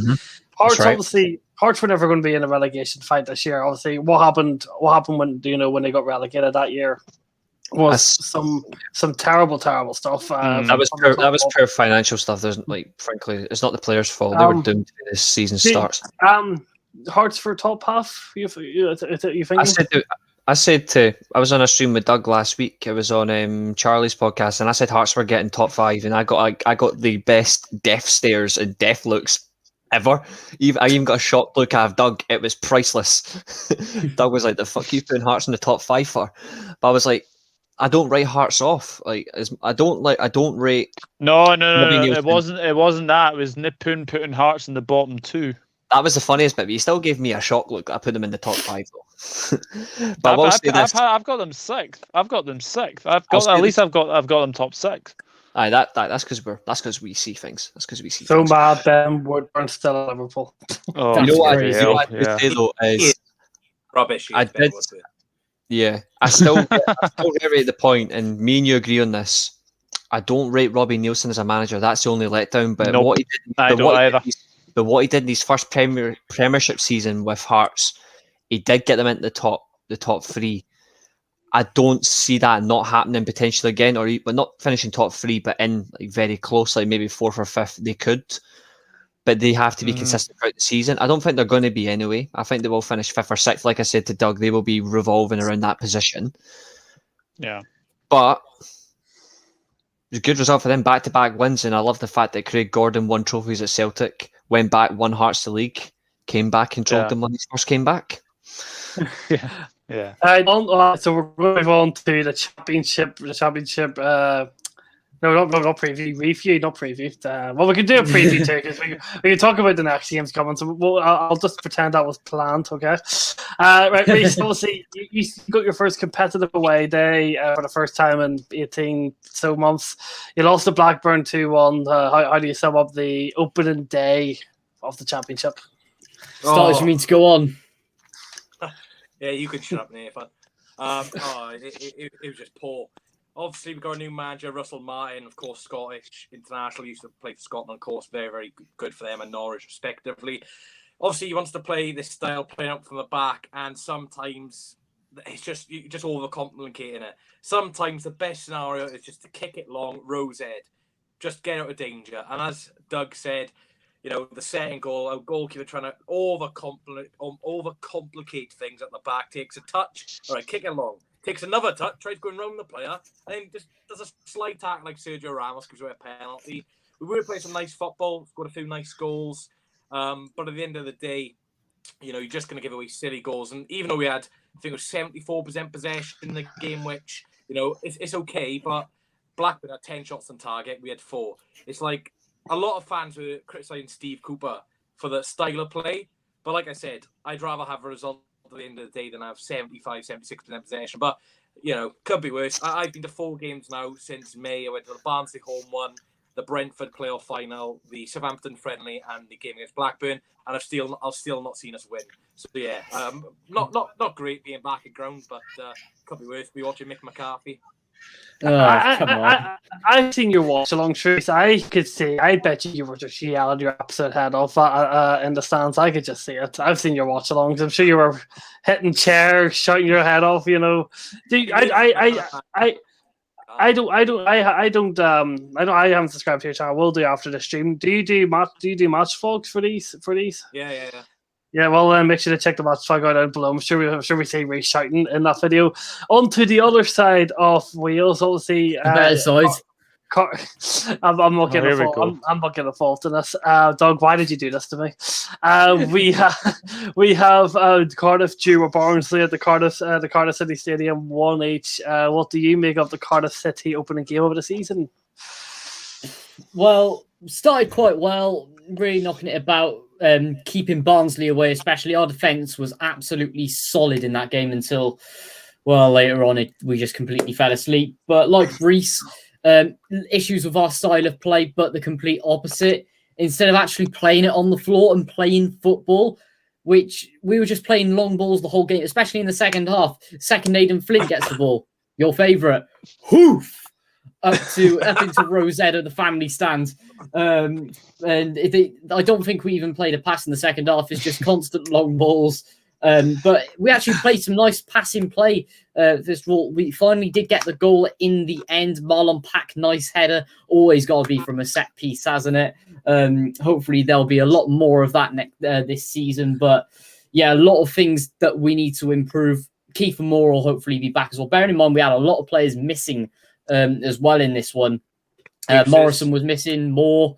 Nah, come on. We had James Collins and Lacuna up front. This is the best way to describe you guys, right? This is the best way to describe it. Have any of you guys ever watched Still Game except Doug? There's a classic. Yes is the answer. I absolutely loved it. Yeah. There's an episode, right, where the lines go Hooching. Well, I can't say the second word. I'll replace it. Hooching with Annie. But in your case, it's going to be hoofing with long balls. Nathan, do you want to tell me what the Cardiff fans' attendance Saturday? A lot of empty seats, considering. Yeah, I was really disappointed with that. Yeah, we do have the best support in Wales, but to be fair, 17,000 is still going to be more than you next week. So, Well, it's not. or this week, I should say. So, I just how many want sold? I just want to bring Owen in here. Just on that. Actually, I could say something on that about your 900 fans you took to Blackburn when we're taking 2,000 to Blackpool, which I believe is further. I'm going to break these two apart for a second. This is too good. This is why I need to bring Owen in, because I have to bring Owen in. So obviously, Nathan, you make that comment about the long ball. Owen, I know you despise anti-football to the absolute T. I remember your rant about Diego Simeone. So, could you tell me, if you had to watch Cardiff City play long ball for 40-odd games a season, do you think you'd live by the end of the season? The thing is, it hasn't been 40 games. We've been watching this since 2014. 2014, 7 years of it. I mean, someone wouldn't survive. If it was me, or if I'd end up killing someone, I don't know. But no, that is not like someone would lose a life. Well, I remember when we played Atletico Madrid in the round of 16 of the Champions League, when Diego Simeone played the back six, and you went on a full-on rant on Twitter about Simeone's back six. Should be illegal. I said you were getting the Champions League final after that performance. That's how funny it was. I think there could be a rule change to outlaw this kind of nonsense. If you put, like in rugby, you got a 40-meter line. If you got a 10-meter dotted line, 10 meters from the halfway line, between the halfway line and in your own half, you have to keep at least 2 players in that zone at all times. Stop this bus parking nonsense. It's games of football. Football is entertainment. It's about dreams. It's about hopes, aspirations, and none of this. Oh yeah, it's pretty sensible. We're going to play sensible defensive long ball football. We've got a big guy up front, and we'll just lump it up to him and keep it tight, boys. Keep it compact, boys. Like it's complete. Owen, you literally put Simeone and Sean Dyche out of a job. You would literally they don't know how to play any other way. They can blow up the balloons for the party football of the good managers. Owen is hooching with anger. I'll tell you what I found interesting. This week in the Championship. All 3 teams which got relegated last season, none of them won. Sheffield United lost 1-0 to Birmingham. Taif Chong got man of the match in that one. So United fans will be happy with that. Fulham drew with Neil Warnock's Middlesbrough. And obviously West Brom drew to Bournemouth. So, all 3 sides haven't gotten down with a good start so far. And I will say this one thing as well. Aside from Fulham, take them out of the equation, even though they have started badly. If you look at all the teams this year, it's so unpredictable. I mean, you have 12 teams that have a chance of going up this year. I can't even remember the last time that has happened. And even then, you have 12 teams that could go down. It is going to be one of the most exciting championship seasons of all time. I don't think anyone expected. Don't think anyone expected Hull to go to Preston and win 4-1. I predicted them to come 23rd. Stoke City being Reading. That was a surprising result. Stoke City being Reading 3-2 is a really good result for Stoke City against a Reading team who are who are meant to be up there. Who are meant to be up there in the qualifying space. Some people were saying. Yeah, Red are in big trouble. They're under transfer bag. They only named 5 substitutes out of 7. They've lost Elise. They've also lost Omar Richards. Yeah, that's the other one. John Swift got injured Saturday. And then you have Puskas, who's not scoring even nothing really going forward. They are going. I think they might even finish 18th. But it's weird with Reading. They always have one great season and then one where they almost get relegated. It's such a bizarre club. What about Derby County? John Huddersfield. Where do we start? Derby are fucked in. It's a shame that Wayne Rooney's having to manage that. It's not a bad result considering things. I know they've re-signed Curtis Davis. They got Stearman from Huddersfield. Let's be fair, they will go down this season. But as long as Rooney can make it respectable, I think he'll put some credit on his name and maybe get another championship job in the future. But yeah, Rooney at Derby, I'm sorry, he's not done a good job at all. Last season, nearly relegated them, surviving the final day, luckily. But yeah, the Derby. To be fair, if I was managing that shit show, I'd manage to get them survived as well. That's how bad it is. I want to ask them. Oh, The thing that that's made me so- laugh as well with that, sorry to interrupt, Josh, is that if Sheffield Wednesday had sorted out their finances properly, then Derby would have gone down. Crazy. Just when you ask Doug about West Brom, very quickly, obviously Matas Pereira obviously made it very clear publicly too that he wants to leave. But literally, for a guy of his quality, and the guy's going to where is it? Is it Dubai or Azerbaijan or Qatar. Saudi Arabia. What? Who? So, for a guy of that quality, and he's going to Saudi Arabia, like what? I have to say, I'm absolutely gobsmacked he's decided to go to Saudi Arabia. But Owen made a very good point. Actually, he actually did pretty well for a relegated club. Who's this? Matheus Matheus Pereira. Pereira. He did brilliantly. I think he got, was it 11 or 12 or 13 goals in a Big Sam team? He was unbelievable. 12 goals, I think. Mm-hmm. But he's actually gone to Saudi Arabia. Money in it. Yeah, he has. Yeah. What a fucking spanner.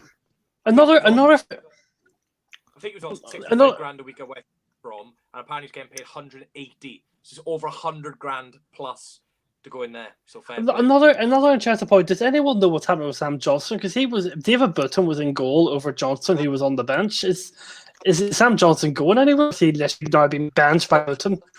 He's going to the Premier League. There's rumours that Button was going to start in goal just because Johnson had a bit of instability. But I think it's going to happen with Ramsdale as well, Sheffield United. They're going to stick them in goals until the thing. I personally think Ramsdale and Johnson will personally both stay at their clubs this season. I can't see any clubs paying the money for them. If you can, I can only say wow right now. If Doug, you know what I mean. Just to know, now I did see a question in the chat, so I'll start off with the two championship guys.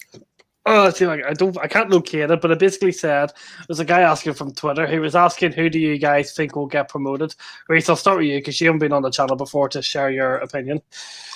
For the championship, first for me, it's going to be Fulham. Like I said, I think Marco Silva, very, very good attacking manager. Question marks about how long he stays at a club, but when you've got Alexander Mitrovic, Harry Wilson. One season. They've got Gaznik and Rodak in goal to choose from, which is incredible. Tim Ream's a good defence, so I think Fulham will win the league. Second, I'll go for Sheffield United. Their championship attacking force is ridiculous. Jokanovic has done it before. I think West Brom will get playoffs. I don't think they'll go up though. I'm going to say Vladimir Ishmael is such an overrated manager. He's not as good as everyone points out. His football is atrocious to watch.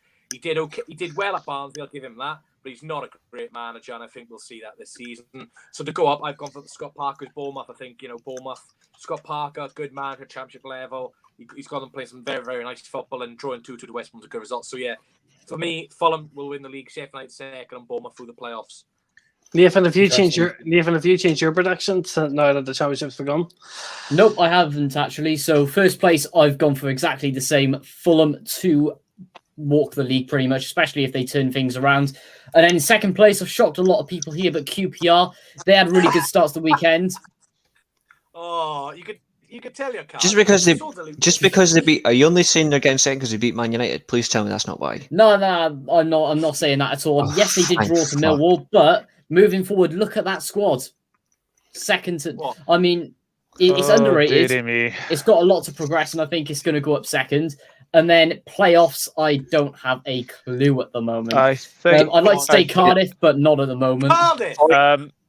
Can I just say something? Does everyone know who the Fulham manager is? It's Marco Silva, who has the worst win percentage rate of any manager in the Championship alone and in the Premier League. Yep. Fulham will not go up with Marco Silva. Sorry, they won't. I disagree. I think he did a fantastic job at Hull, personally. I agree, yeah. I thought he actually would have kept them up until, I'm not even going to name it, Clement kept that up. I don't see anything. Bradley. I don't think he's that good a manager. I think he's just the Steve McLaren of the. Where's Marcus Silva, the Portuguese? I think he's just the Portuguese Steve McLaren. Shite. I think he's a very good manager personally, but the thing is, you've got to look at it with Slavisa Jokanovic is another one. Took Fulham up. I mean, they went on a ridiculous winning spree. Yes, we then picked them to automatic promotion, but his style of football, his defense, well, his defense just didn't exist in the Prem. But if you look at the way he played in the Championship, it works. Style of plays can transition to the Premier League and it just completely dies. You don't really have to rely too much on defense in the Championship, but when you go up, you got to change everything. It's so different. To answer Ballum's question, Manchester United have ended their interest in Kieran Trippier. Bring up on screen. They don't need Trippier at all. Dallow's staying. That's been confirmed today. Dallow's staying, and I will never be Glazers, and they can kiss my ass. One thing about Sheffield, I don't know if Reese or if you watched the Sheffield, or Doug, I know you. I don't know if you've watched the Sheffield United game, but it definitely looked like Sheffield United were struggling to deal with the transition to the forward to back. Obviously, it looked like they massive struggle to adapt to the whole structure change that he's put on the team. I've seen the highlights. I agree. It's a massive transition from going from Wilder ball to Fluid Iheanacho ball, especially when you got Ollie McBurney up front as well.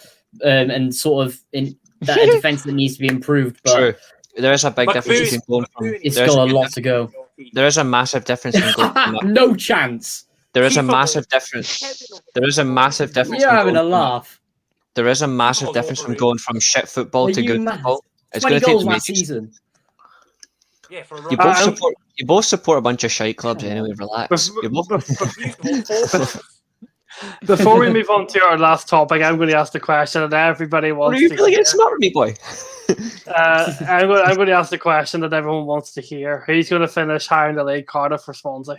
Swansea. There's one answer to this. Look at the state of them down the road. I mean, losing their manager before the season, losing off their players. Grimes is going to go. There's one answer. Put it this way: what is it? 24? Was it 24 teams in the Championship? Yeah, Cardiff's going to be 24th and Swansea's going to be 23rd. There you go. Nathan, where were you last season? What do you mean? Final. Where were you? Well, laughing because you lost in the playoff final, and not only that, finished above you the season before, and we also won the derby last season, making it 45. Yeah, we beat you 2-0 though, so. Yeah, and we still made it 45, and we still got more wins and still more major trophies. So I'll tell you what, Josh. One request: put these two on full screen and just put us out. Mate. Just put them two on full screen.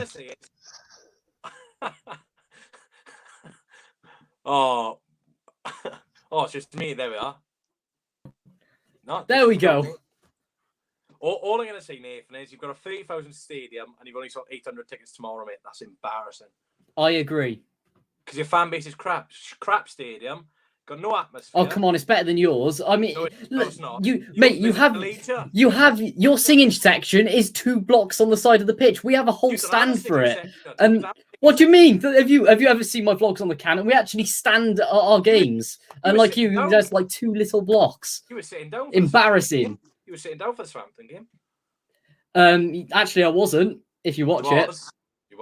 Only because everyone was sat down and the guys couldn't see behind me. And then again, that was social distancing and all that. But come on, just change the family stand, get a nice singing section in there, use the whole stand, do what we do, embrace it off the biggest club in Wales, get a good atmosphere or improve the atmosphere. You say you're the biggest club in Wales, but you've got nothing Welsh on your shirt. We've got Swansea University. You've got some Thailand crap on your shirt.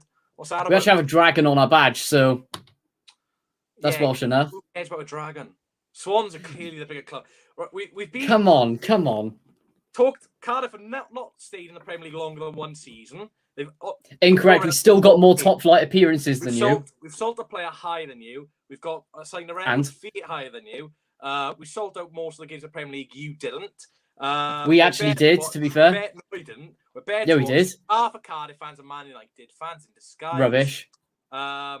The Welsh team is basically full of Swansea Academy graduates because Cardiff don't get any place. And Cardiff players. Bearing in mind, we actually have more actual physical players than you in the Euros. You only had Connor Roberts and Cabango, Dougazzi's favourite. Because your players just stay in the Championship because they're crap. We had Dan Man United, Joe Roden at Spurs. We've had plenty of other players. Yeah, but we had the original foundations to leave. We had Chris Gunter, Gareth Bale's Cardiff born and bred, probably going to end his career here as well. Yes, he is. Come on. Gareth Bale ever played for Cardiff? No. Not yet, but he is going to end his career there, and he's already decided his support for us. So no, he's not. He has. Rubbish. All right, we could be here all night, but that was fair. That was fair. Go on, For we'll your- end it here. On the can I get full screen for 1 second just so I can end this in the right way? For your viewing pleasure, this has been the World of Football podcast, and I am an evil genius. You know what? It's very, very difficult situations here on the World of Football podcast. There is only one man that could solve the big fight. We call him Owen Thomas. Owen, who's bigger between here we Wales and go. Cardiff? Who's bigger between Swansea and Cardiff? Or on the spot? Oh man, who's bigger? We had Ryan Oh Brewster. man, I mean, I'm half Welsh, and You haven't done anything before 2011. Oh, here we go. I mean, I don't know. I'm going to have to be a diplomatic silence. I've got no idea. I just want, I don't want these guys to, As a Scotsman, Zero major trophies. as a Scotsman, can I settle the debate in a civilized manner? Full screen one more time, please, sir. Here we go.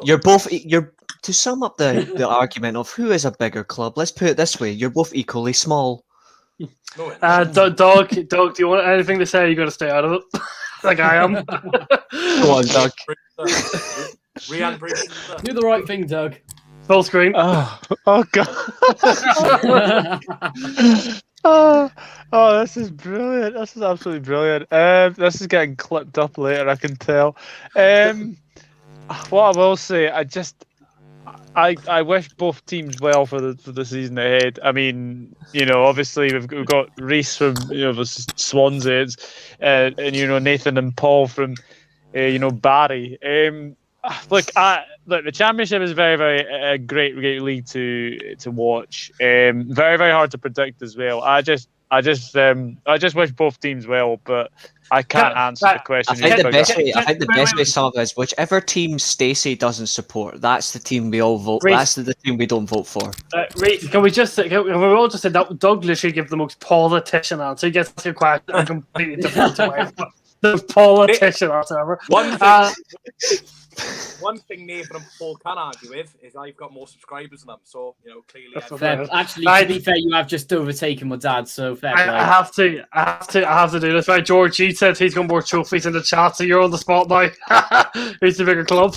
We've got That's the thing. I never got. Yeah, that's one player though.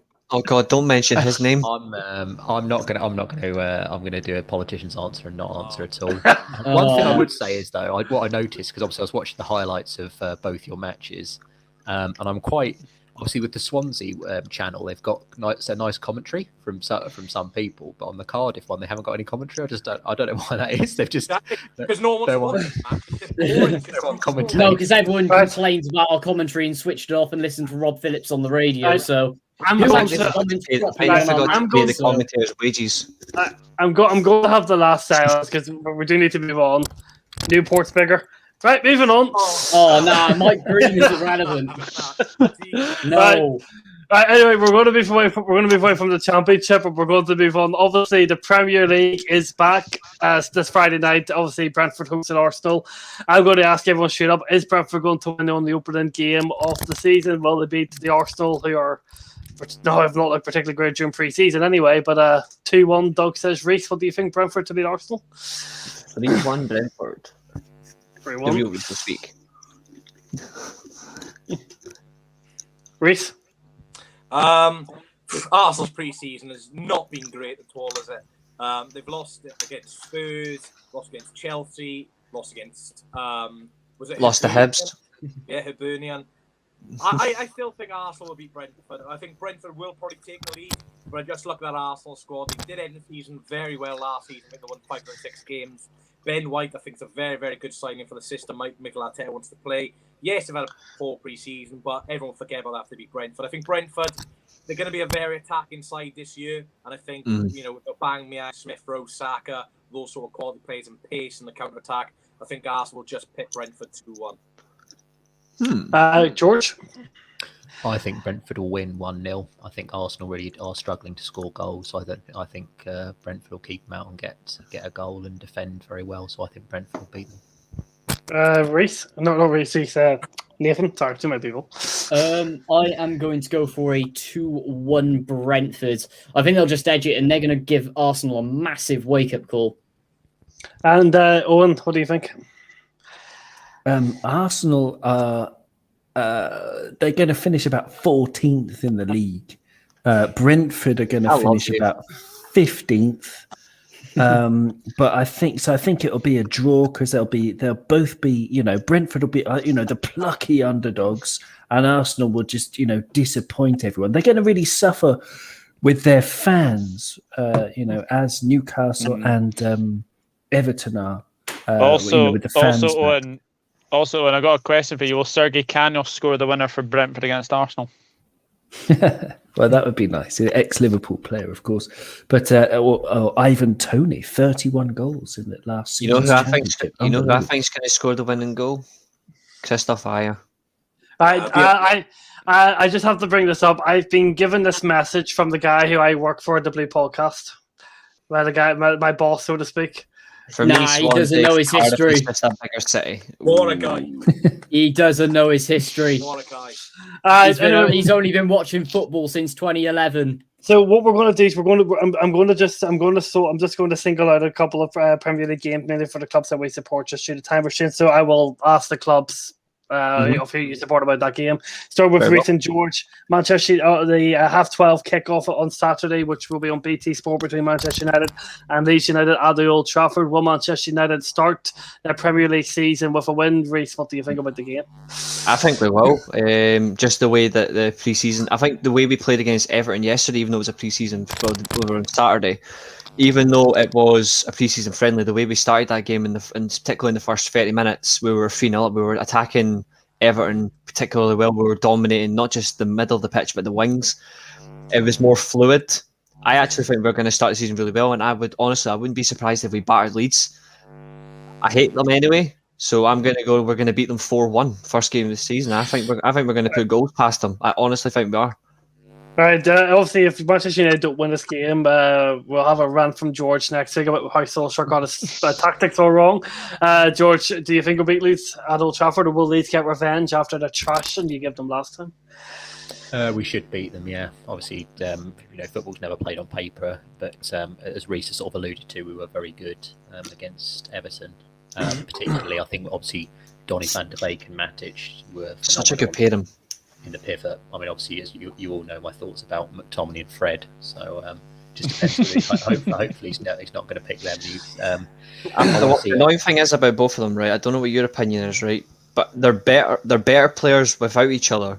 But they have weaknesses to their game they really need to work on. If they don't, it's going to make it more difficult for them to actually improve as a player. No, I just hate both. I know you hate them, but as an honest perspective, they are better without each other. Well, they may well be, but it's like a different shade of shit. Jesus Christ. I really don't like either of them for many reasons. Over the course of their playing time at United, but I would say 3-1 just to sort of finish up 3-1 to United. Onto the club I support for one of the 3 o'clock kickoffs between Chelsea and Crystal Palace at Stamford Bridge. Doug, I'm just going to come to you for this one because I'm going to say Chelsea are going to win because I'm biased. Will Patrick Vieira cause a stalk at the bridge to the champions of Europe? Yep, I think he's going to get a draw, 1-1. No, I was all expecting that. Well, okay. Well, I'm not. Yeah. Okay. He won't ask me because he knows what I'm going to say. You've got Crystal Palace winning. I've seen your prediction. I've got Crystal Palace to win 2-1. Well, please say Chelsea are going to win. No, yeah, Chelsea are going to win, especially if you get Lukaku over the line. I think Chelsea are underrated. I mean, you were saying before that. Was it Reece who was saying before that you don't think Chelsea are suddenly going to be a lot better? I think you are. You are minus 10 goals for what you should have scored last season because you fluffed so many chances. But I think Havertz is going to settle. Werner's going to settle, and if you get Lukaku, Josh, then Chelsea should win regardless of Lukaku. I mean, Kante's fit, Chelsea win. Just another bit about the Liverpool game. Dog Ben Davis is coming on again. He's going to get some more valid few minutes for a season. He's not even going to play. What a guy! Okay, Reece, the Swansea fan, do you have Chelsea beaten, or do you think Patrick Vieira is going to pull off a wonder? got to be honest, I think Captain Vieira's going to last the season at Crystal Palace. I don't think he's a good manager at all. What's he had? MLS, France, wasn't great. I think Someone's mic's going a bit. That's all right. It's all right. It's okay. Don't matter.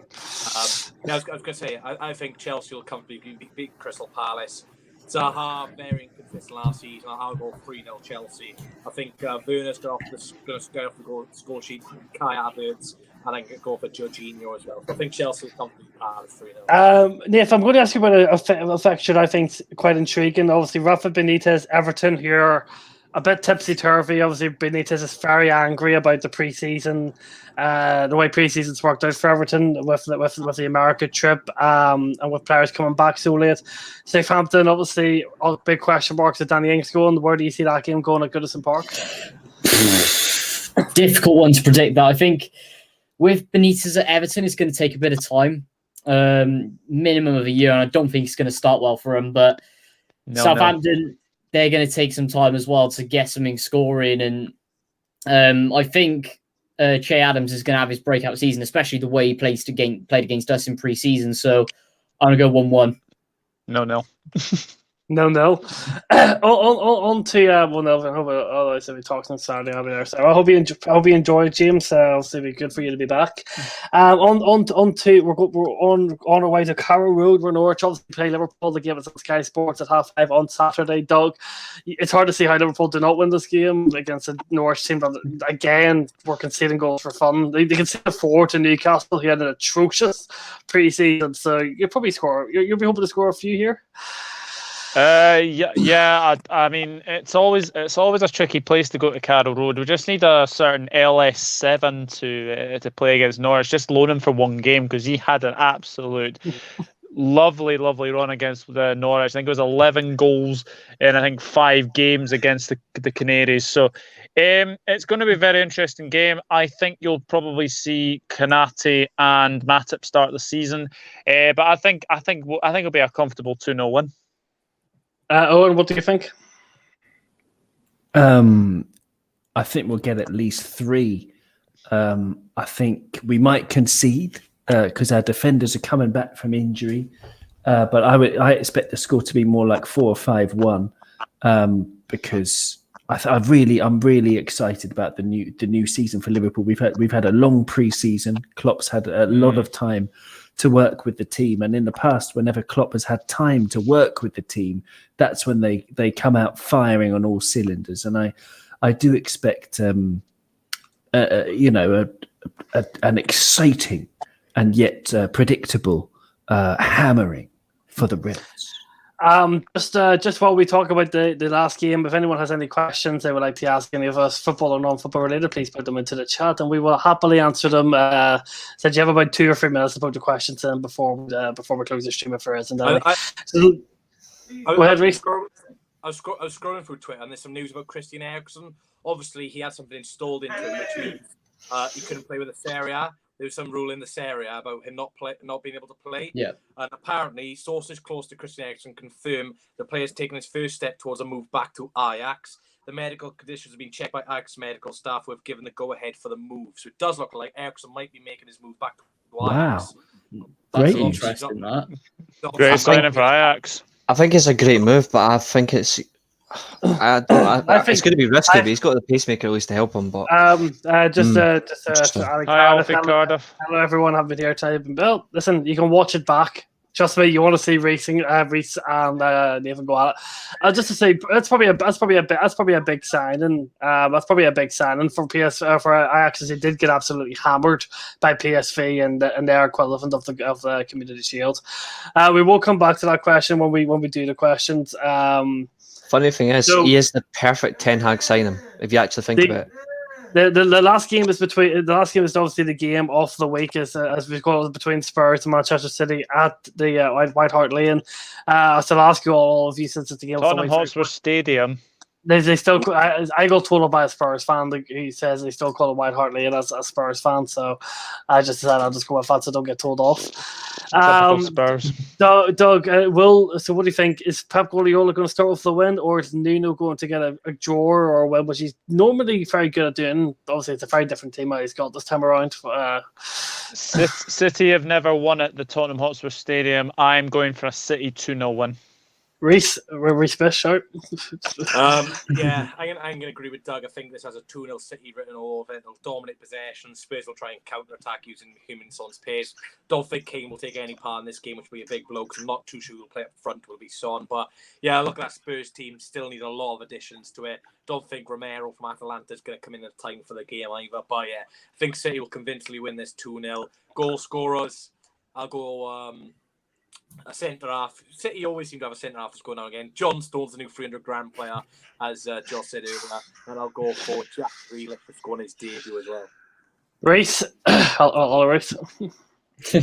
He's all here. George, I will contradict that, and I will say that Spurs will win. Oh wow! I think they will win 2-0. Nathan.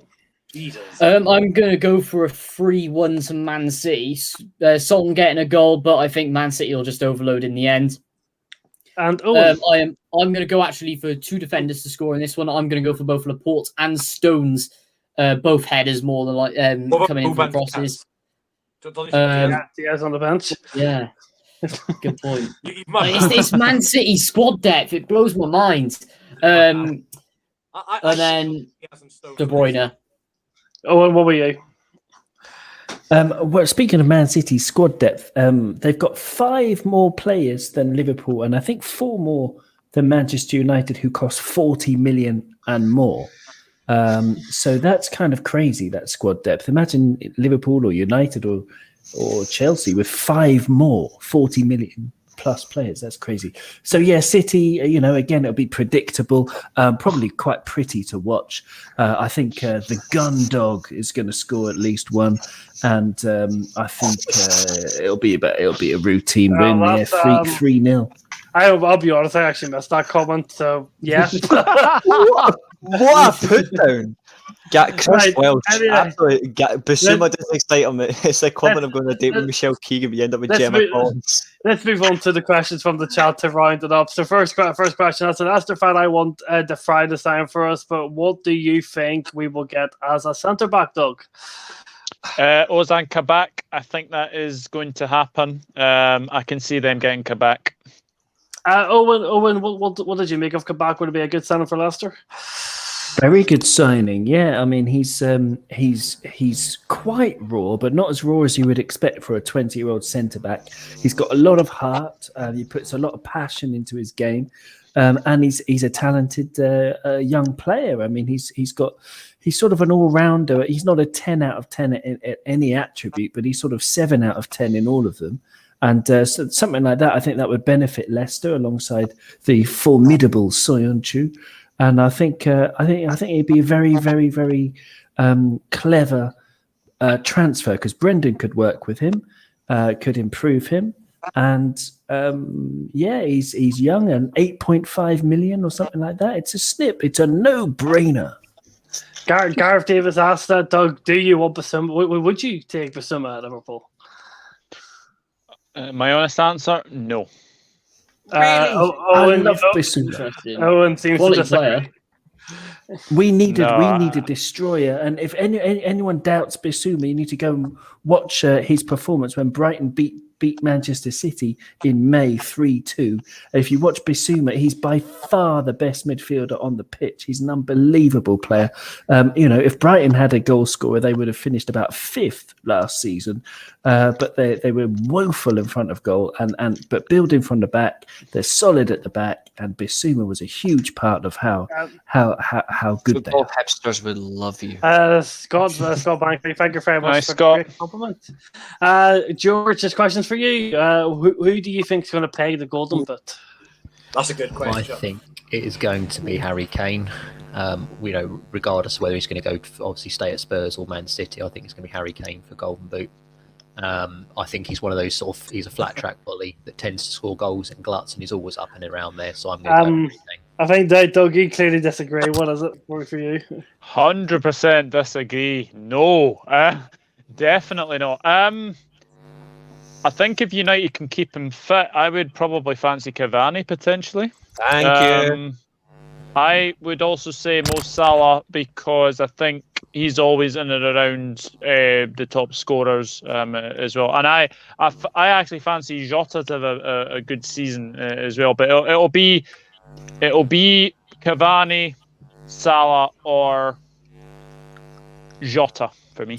I think it's best to go for Bruno Fernandes for Man United because he's always on penalties and we get a lot of those. So I'd say it's more likely. And obviously with Cavani, he will purposefully say to Ollie that he needs more a rest again, same as he did last season. So he won't play. And I would also want Cavani as well, but he won't get enough. Nathan, I'll give this question. Oh, sorry, go ahead, Reece. I was going to say, Josh, I'm going to go for Lukaku to get the most goals. I think he's done their Premier League before. I think he only finished being Ronaldo last season for top goals in Serie A clinical finisher on his day. Question marks about can he score against the top six, but one thing about Lukaku, he will batter teams in the bottom half with goals. I think Lukaku's guaranteed 20 goal a season striker. I think Salah, Kane probably be up there, but for me, I think Lukaku and the way Chelsea will probably counter-attack games and hit teams in the break. I think Lukaku. Last question is for you, Nathan. Who will go first between Hassan Hutel or the Wolves manager? Definitely the Wolves manager. Southampton look great in pre-season, especially if he can get Che Adams going as well. And Wolves with their team and the amount of, especially losing Patricio is a massive one, but stepping away from Nuno Espirito Santo ball, I think the new Wolves manager's got a massive job on his hands. All right, so do you know I'm going to go for first manager to be sacked? Watford. Yeah, Xisco Muniz, he's going. It's already in the pipeline. You'll be sacked by December. Don't worry. And that brings it into episode 2 of season 2 of the World of Football podcast. Thank you very much, everyone, for being here tonight. It's been an absolutely incredible show. Obviously, Doug, this is your own channel, so no point asking you what's your socials, but what do you want to say to your beautiful viewers on this beautiful night? Thank you very much for watching another very, very good podcast, and check out my Premier League predictions as well. And also my unboxing, the kit unboxing has actually hit 1K views. So thank you very much. Thank you, BPL, for saying evening and not at the end of a sentence. Reece, obviously not too many people are obviously going to be aware of you. Could you want to tell everyone about where they can find you on social media and what type of content you create? Yeah, so down below next to my name, Swansea is my YouTube channel. I do match vlogs, match previews, any news regarding Swans transfer-wise. I will be going to a game tomorrow, Red and away in a Carabao Cup, so a vlog will be out for that. Yeah, expect some rages, previews, in-depth analysis from other fans. I think I'm about 60 subscribers away from 4,000, which is absolutely mental. Mind the gap, Bluebird Legend and Nathan. But yeah, subscribe if you want. And best South Wales club on my channel. All right, on to Nathan. Where can everyone find you? However, if you want to see the biggest South Wales club with the most trophies and highest average league position, had to get it out there. Check out my channel, link in the description below. Go in to watch tomorrow against Sutton United. We always go out the cup first round, especially losing to League Two teams, especially Sutton United. We're going to lose tomorrow. Touch wood. And then Blackpool on Saturday, I should say. We'll be vlogging that. That's going to be a long trip. Check it out on my channel, guys. First away trip in 18 months. George, I know you don't particularly do social medias, but do you want to shout out the Blue Podcast since that's technically what you're part of? Yep. Thank you very much for having me as always, Doug, and everyone. It's been very much a lot of fun, and thank you everyone as well for your comments that you've kept coming in over the course of this podcast. Remember to like, share, and subscribe, obviously, to continue to enlarge Doug's channel. So thank you very much for having me. And in terms of the Blue Podcast, yes, you can check myself and Josh out. Usually it's we record on Thursday. I think it's normally out on Friday afternoon as well. So check us out on the Blue Podcast, The Golden Show. But thank you very much as always. Reece, what about you? Where could people find you on your controversial Twitter posts? Well, you can find me at that Man United guy just down below. No, in all fairness, you can find me at Twitter below R7UM1T3D. You can find me on the weekly Armchair Sports Talk, where I'm back tomorrow presenting the All London podcast, premiering the season for the London clubs. I'm going to fucking tear them to pieces. You can find me on Doug's channel every Monday, 7 o'clock. You don't want to miss the best podcast on YouTube. If you do, I have no fucking sympathy. You can find me on Josh's channel, where I'm going to tear it to pieces in the prediction show on Wednesday. Where else can you find me? You can find me on Twitch, Reese_Light1997. But if anything, this has been that Man United guy. This has been my show. Good night. Can I just say, Reese is clearly copying me with the darkness. He's obviously got very jealous. And obviously, we leave the best man to last. Owen Thomas from the Cop On Co. Obviously, I'm coming on your Cop On for a Chelsea Liverpool preview, which I'm very, very excited about. Obviously, you and Doug will hopefully become on my channel for the vice versa on mine. But where can people find you and your amazing podcast? Well, it's wherever you get the traditional podcast, the non-video formats. It's only on audio, but it's on Spotify, iTunes, all of that stuff. We've got an episode just out today featuring Doug, the famous Doug from the Dugout, and 3 other people from around the world. It really connects Liverpool fans around the world, and we like to invite other fans on as well. So tomorrow we've got someone called Dave Freezer, and I love that name. He's a journalist who covers Norwich City, and so we're going to preview the big game. That's another episode tomorrow. But you can get Cop On wherever you get your podcasts. And thank you to everybody for watching. And as George said, you got to like, you got to subscribe. And thanks, Josh. Thanks, Doug. And thanks, everyone. If everybody's interested to see where I'm at, my YouTube name is just Javosh on YouTube. I do basically a ton of random content with a zero upload schedule because I just have record and edit whenever I feel like it. So yeah, as me and Reese will be live. Me and Reese will be going live Wednesday night when we go ahead on our episode 1 of the very long 38 episode for the Premier League predictions. And I'm going to tear you to pieces. I knew that was coming. I've got a lot of making up to do because, as George knows very well, my predictions have not gone particularly very well. Okay, the screen just glitched out. My predictions haven't. What the hell's going on with the screen? I prefer that layout. Go back. I'm in the middle. Never mind. I'm in the middle. That's exactly where I belong. As George knows, my predictions haven't gone very well in the past, so I've got a lot of making up today. But that does bring the end to the World of Football podcast. We will be back on your screens next Monday night when La Liga, the Bundesliga, Serie A, the Premier League, and the Championship have all commenced. It's going to be plenty of talking about. Will we be talking about Chelsea getting embarrassed, or will Liverpool get a shock defeat? You only know on the World of Football podcast next week, and that brings the end of my show. See ya. Bye. See you next Monday. Make sure to check out everyone else on screen.